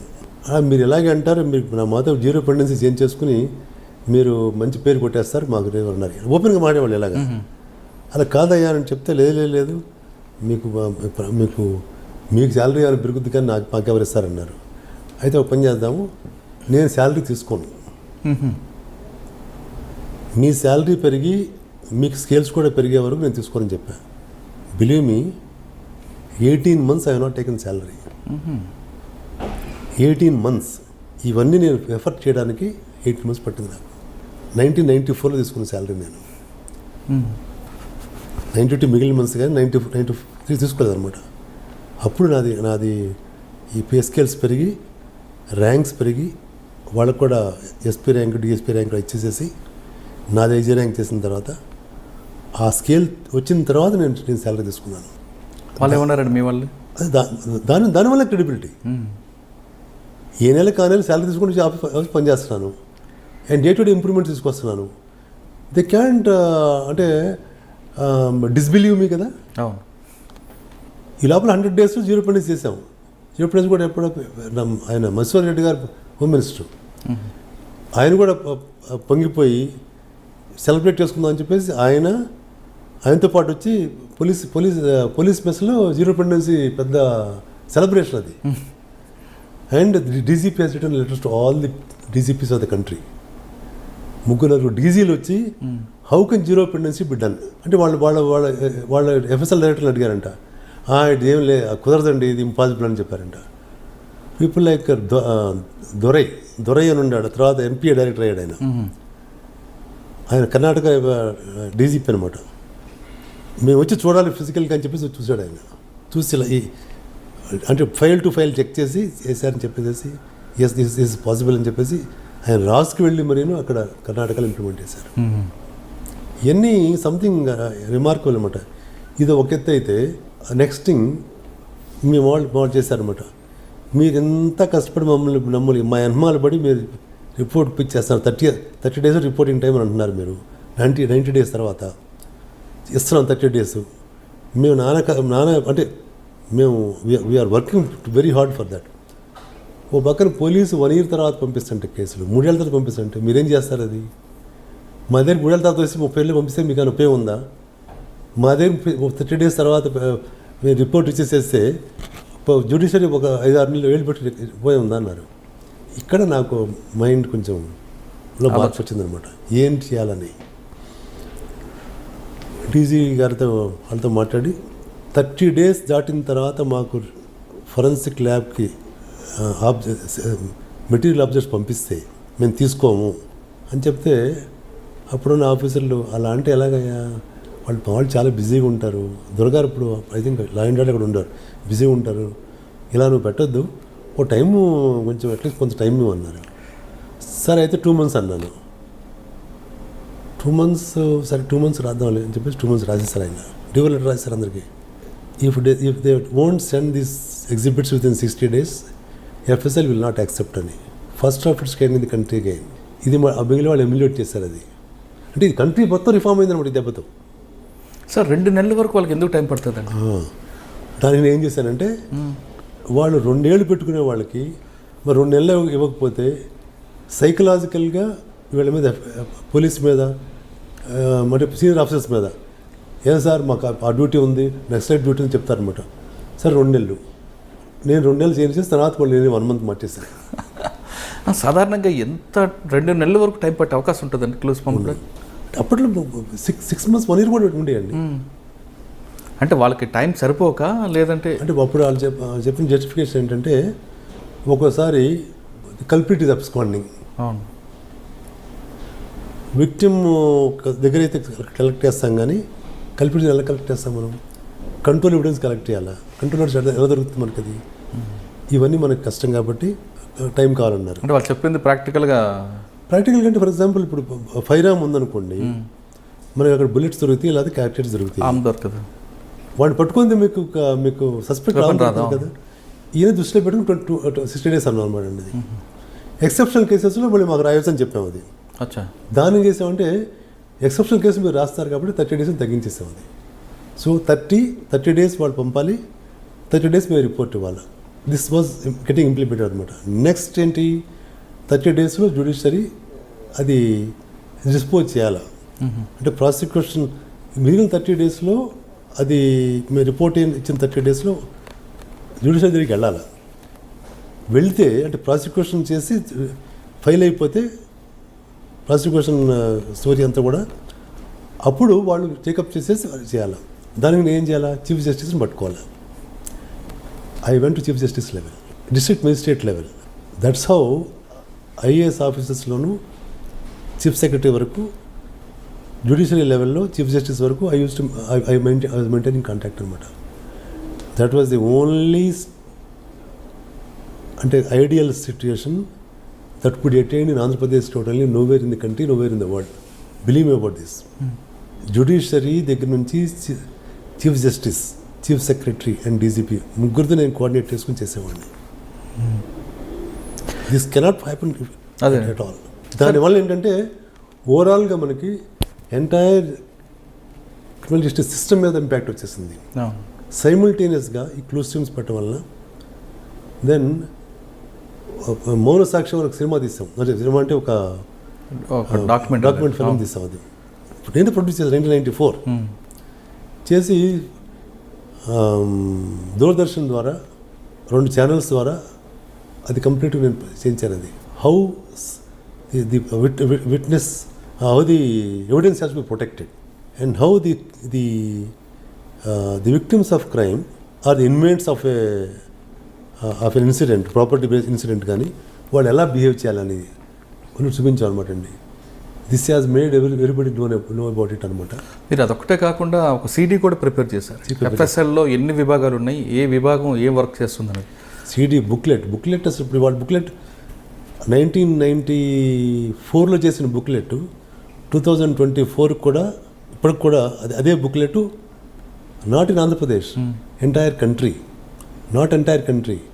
అప్పట్లో కొంతమంది ఫారెన్ డెలిగేట్స్ వచ్చారు, ఇంటర్నేషనల్ కాన్ఫరెన్స్ చేశారు 1999లో. చేసి ఫారెన్ డెలిగేట్స్ మన దగ్గర ఉన్న ఎఫ్ఎస్ఎల్లో ఉన్న ఫ్లో చార్ట్ అని, అంటే కేసు వస్తే బ్యాలిస్టిక్ సెక్షన్లో ఏ లెవెల్స్ వెళ్తుంది అది అనేది ఫ్లో చార్ట్ చేసాం. That was the first experiment అనమాట.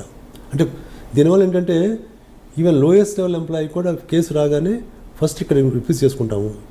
నెక్స్ట్ స్టెప్ ఏంటి, నెక్స్ట్ స్టెప్ ఏంటి, ఈ స్టెప్ వైజ్ మనం రాసాం అనమాట. అది ఫ్రేమ్ ఫిక్స్ చేస్తారు, ఫ్రేమ్ ఫిక్స్ చేసాం. ఆ ఫ్రేమ్లో అది ఆటోమేటిక్గా వెళ్ళిపోయింది. దానికి ఎవరు మ్యాన్ పవర్ కూడా పెద్దగా పట్టించుకోకలేదు.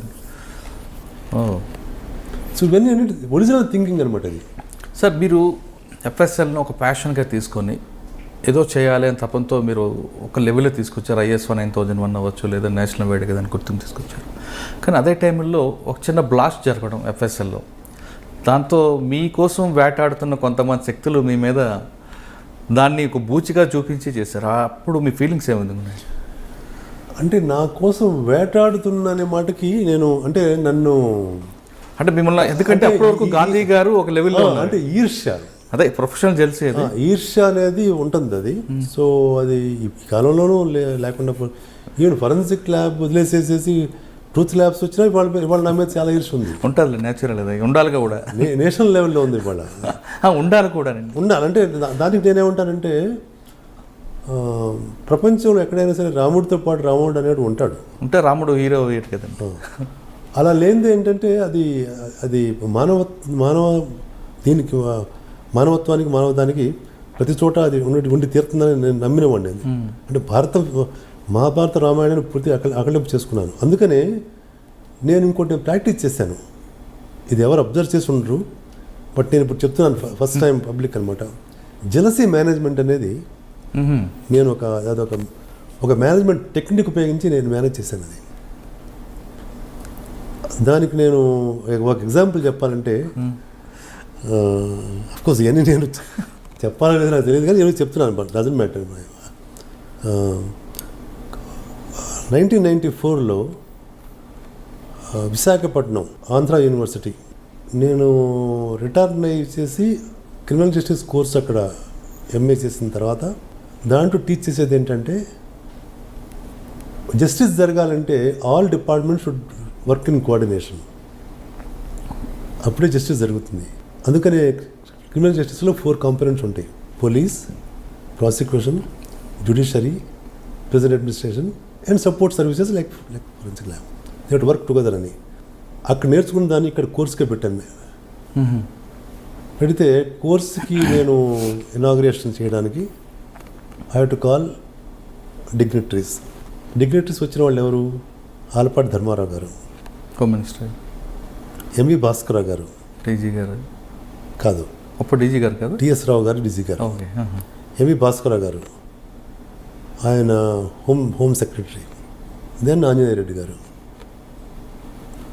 అందరూ డయాస్ మీద ఉన్నారు, నేను ఉన్నాను.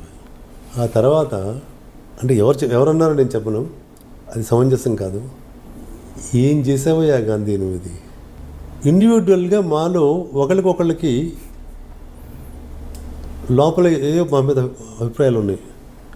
అటువంటి మమ్మల్ని ఒక ప్లాట్ఫామ్ మీద తీసుకొచ్చి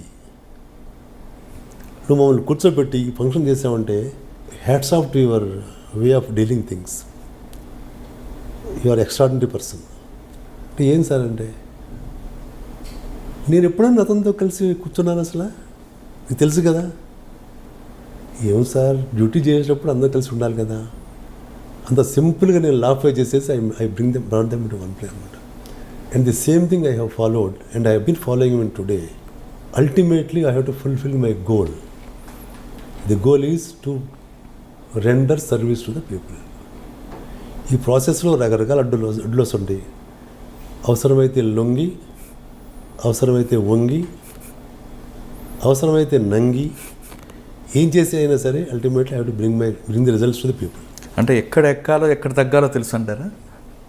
అలా even today I have to do that. Okay. అంటే ఆ రోజు మీ ఫీలింగ్స్ ఏం కావాలి? ఎందుకంటే మీ మీద పేపర్లో రాయించడం, ఆ రోజున పేపర్లో యాక్చువల్గా పేపర్లో నెగిటివ్గా రాయించలేదు. అప్పుడు కూడా ఫారెస్ట్ ల్యాబ్లో బాంబు పేలుడు, బాంబు పేలుడు అంతా కూడా జెనెటిస్టిక్సే కదండి. పేలిన మాట వాస్తవమే. గాంధీ గారి నిర్లక్ష్యం అంటే రాసుకుంటారు. అంటే ఆ రోజున ఏంటంటే అది సమ్మర్ డే. అది వీళ్ళు ఆ స్టిక్స్ అని కూడా ఎండకి అంటే అటు నుంచి ఈస్టర్న్ సన్ అనమాట అది. సో మార్నింగ్ నుంచి వచ్చేసేసి ఆ సీజన్ సరి పడుతుంది. వాటికి అవన్నీ కూడా ఊజింగ్ అయిపోయి ఎవరో ఒకరు సండే నాడు ఎవరు వెళ్ళకూడదు. వాడు వెళ్ళేసేసేసి పక్కనే ల్యాబొరేటరీస్ ఉంటే, అదే వాషింగ్ రూమ్స్ ఉంటే, ఆ వాషింగ్ రూమ్స్ సిగరెట్ తాగేసి అక్కడ పడేసేస్తే అది ఊజ్ అయి బయటకు వచ్చింది ఆ లిక్విడ్. అది ఆ లిక్విడ్ మీద పడితే అది అలా స్లోగా వెళ్ళి కాల్చిపోయింది అనమాట. అది ఆ తర్వాత మేము దాని కాజు కనుక్కున్నాం. అక్కడ పెట్టాల్సింది కాదు, సిగరెట్ తాగకూడదు అసలు అక్కడ. ప్లస్ అక్కడ పెట్టినా సరే అట్మాస్ఫియరిక్గా అలా జరుగుతున్నప్పుడు మనం జాగ్రత్త తీసుకోవాల్సింది. ఈ రెండు డెఫినెట్గా అన్డిజైరబుల్ థింగ్స్. అది అక్కడ వెళ్ళకూడదు. First of all, how can he go on Sunday without taking permission of the head department చేయకూడదు కదా. అప్పుడు మరి గార్డు కూడా ఉన్నారు డ్యూటీలో, గార్డు కూడా అలా చేశారు. సో ఇవన్నీ కూడా I can throw the blame guard మీద చేయలేను కదా. సో రెస్పాన్సిబిలిటీ పోతే ఇంకా మిగిలిన వాళ్ళందరూ కూడా they took opportunity to criticise. అంటే it was only very short lived. అది just matter of few days. ఒక ఆయన అయితే అది చేస్తాను ఎగిరారు. వాళ్ళందరూ ఇప్పుడు ఎలా ఉన్నారు, ఇప్పుడు ఏమైపోయింది అది. సో ఆ తర్వాత మళ్ళీ 1990 జస్ట్ ఇన్సిడెంట్ 1 month తర్వాత ఏమైపోయింది. ఆ తర్వాత ఎన్టీ రామారావు గారిని కలిశాను నేను. వెళ్ళి కలిస్తే అసలు ఏం మాడకుండా ఆయన ఏం అయిపోయింది కదా, ఎంత కావాల్సి వస్తుంది, ఎంత నష్టం అయిపోయింది, ఎంత కావాల్సి వస్తుంది, సుమారు 1.5 కోటి రూపాయలు. జయప్రకాష్ నారాయణ గారు ఉన్నారు. So look in to this అని చెప్పారు. అది అయిపోయింది అంతే. నాకు దానివల్ల ఏంటంటే ఆ పక్కన అంటే నేను నమ్మేవాడు నార్త్ ఈస్టర్న్ సైడ్లో ఇవన్నీ పెట్టకూడదు అని పెట్టారని. సో నేను దాన్ని ఈస్టర్న్ సైడ్ నుంచి ఎంట్రన్స్ తీసుకొచ్చేసేసి I could make it. And that's why I feel FSL is now even after my retirement also, even after many changes that have taken place, I have nothing to say against any other thing that has happened. Still FSL is maintaining certain standards which cannot be deteriorated below certain levels. అంటే మీరు చేస్తున్న టైంలో FSL quality క్వాంటిటీలో ఎక్కడో compromise కాకుండా చేసుకొచ్చారు. అది మాత్రం మీరే కాదు, మీ తర్వాత వచ్చిన వాళ్ళు కూడా ఎవరు దాన్ని అనుమానించలేరు, ఎవరు చెప్పలేరు. కానీ ఒకటైతే గాంధీ గారి మీద ఎక్కువ వినిపిస్తుంటుంది. దాదాపు 8 మంది డీజీలు చూసిన గాంధీ గారు ఒక్కొక్కరిది ఒక్కొక్క మనస్తత్వం ఉంటుంది. అందరూ సాఫ్ట్గా ఉండేవారు కాదు. అందరితో కూడా గాంధీ గారు బాగానే ఉండేవారు ఎలా అన్నది ఒకటి ఎక్కువ. Jealousy management. ఎందుకంటే జనరల్గా సార్ ఒక ఆఫీసర్తో మీరు క్లోజ్ ఉన్నారనుకోండి, ఫలానా ఆఫీసర్కి గాంధీ పెట్టాను ముద్ర వేసేవారు. నెక్స్ట్ వచ్చిన ఆఫీసర్ కూడా గాంధీ గారితో బాగానే ఉండేవారు. హౌ అనేది అప్పుడు అంటే by our work and worth only. ఎవరు కాదంటారండి మనం చేసే వర్త్ని. As long as you are impartial and equal in your own responsibilities, fulfilling responsibility. For example ఆయన వదిలేసేయండి. ఆ తర్వాత ఇప్పుడు ఉన్నారు మహేందర్ రెడ్డి గారు ఉన్నారు. ఆయన ఇప్పుడు నేను లేకపోయినా సరే నా గురించి ఆయనకు తెలుసు కదా అది. So even today I feel that he is also నేనంటే అదే ఉంటారని నమ్ముతాను నేను. అంటే మీరు ఇక్కడే స్టార్ట్ కాదు, ఇప్పుడు వేరే వేరే స్టేట్స్కి వెళ్ళినా ఇలాగే అదే ఉంటుంది. మీరు ఫస్ట్ ఫౌండేషన్ స్ట్రాంగ్ ఉంది కాబట్టి అది కంటిన్యూ అవుతుంది. అంటే by establishing my own worth and work ద్వారా క్రెడిబిలిటీ బిల్డప్ చేసాం. ఆ క్రెడిబిలిటీ ఇప్పుడు ట్రూత్ ల్యాబ్స్లో కూడా కంటిన్యూ అవుతుంది. కాబట్టి today for example 30% of the cases are coming from courts. Can anyone believe it? Now they will believe if I'm talking to you. 30% of the cases to truth labs are coming from courts and 10% from the police and another 30% from individuals, another 10% from banks, another 10% from insurance companies, and 20 countries people who want to take visas, they are obtaining 10-digit fingerprint certificates from truth labs, from all the 6 branches of truth labs. మిగిలినవన్నీ కూడా corporates, MNCs. Corporates కూడా ఏంటి, fortune 500 corporates కనీసం ఒక 50 మంది మా customers. It is only because of the work. Where you are is not important. And today నన్ను 3 రాష్ట్రాలకి అడ్వైజర్కి ఎందుకు వేస్తారు? అసలు అది అడ్వైజర్ అనే పోస్ట్ అసలు ఫోరెన్సిక్ ల్యాబ్లో ఎవరికైనా ఉండదు, ప్రపంచంలో ఎక్కడైనా ఉంటుంది అసలు అది. లేదు. Political adviser. And I'm not saying it as a matter of pride కింద చెప్పట్లేదు. Your work will be recognised by the people and the government or whoever is in power, provided you do it sincerely and honestly. And jealousies అనేవి వస్తూ ఉంటాయి, పోతూ ఉంటాయి. అది మానవ సహజం అది. బట్ దానికి వాళ్ళు జెలస్ ఫీల్ అవ్వకుండా మనమే కొంచెం వంగి ఉండాలి అంతే. ఉమ్మడి ఆంధ్రప్రదేశ్లో FSL అనే ఒక ల్యాబ్ని దేశవ్యాప్తంగా గుర్తింపు తీసుకురావడంలో గాంధీ గారి కృషి అంతా ఇంత కాదు. భావి తరాలకి కావాల్సిన ఎక్కడ సైన్స్కి సంబంధించిన FSL అనేది ఒక కేర్ ఆఫ్ అడ్రస్గా మారడంలో ఆయన కృషి, ఆయన సిబ్బంది యొక్క కష్టం ఈరోజు మనకు నిలబడింది. FSL అనేది కేవలం కాశ్మీర్లో కాకుండా ఆంధ్రప్రదేశ్ వైపు చూసేలా చేసిన ఆ కేసులు, ఆ కృషి ఆయనకే అంకితం. ఇక గాంధీ గారు FSL ద్వారా రిటైర్ అయిన తర్వాత ట్రూత్ ల్యాబ్ అని ఒక వ్యవస్థాపకంగా ఆయన వ్యవస్థాపనలో వచ్చింది. అసలు ట్రూత్ ల్యాబ్ ఏం చేస్తున్నారు, ట్రూత్ ల్యాబ్ ఎలాంటి కేసులు వస్తున్నాయి, ట్రూత్ ల్యాబ్ వచ్చిన సర్టిఫికేట్ ఎంతవరకు జెన్యూట్ ఉంది, సామాన్య ప్రజలకి దానివల్ల ఉపయోగం ఏంటి, వాటితో పాటు జినోమ్ అనే ఒక సంస్థకి ఫౌండేషన్ మేనేజింగ్ డైరెక్టర్గా ఉన్నారు గాంధీ గారు.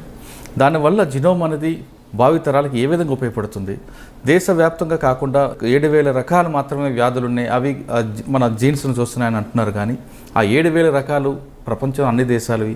కానీ భారతదేశంలో ఉన్న ప్రజలకి ఎలాంటి రోగాలు వస్తాయి, రాబోయే కాలంలో వాళ్ళు ఏ విధంగా తమ రోగాల నుంచి కాపాడుకోవచ్చు అనే దీని మీద జినోమ్ సంస్థ చేస్తున్న కృషి ఏంటనే విషయాల్ని ఇప్పటివరకు గాంధీ గారు ఇంటర్వ్యూ చేసాం. మరోసారి గాంధీ గారితో మరో వారాలు కలుద్దాం. అంతవరకు సెలవు. మీరు చూస్తున్నారు ఐ డ్రీమ్ న్యూస్ని. Please subscribe. I dreams. For more videos, subscribe. I dream. Please subscribe for more videos. I dream. I dream. For more videos. Subscribe, I dream. Please subscribe. Subscribe I dream channel. Do subscribe. I dream. I dream ఛానల్ని subscribe చేయండి. Do watch I dream.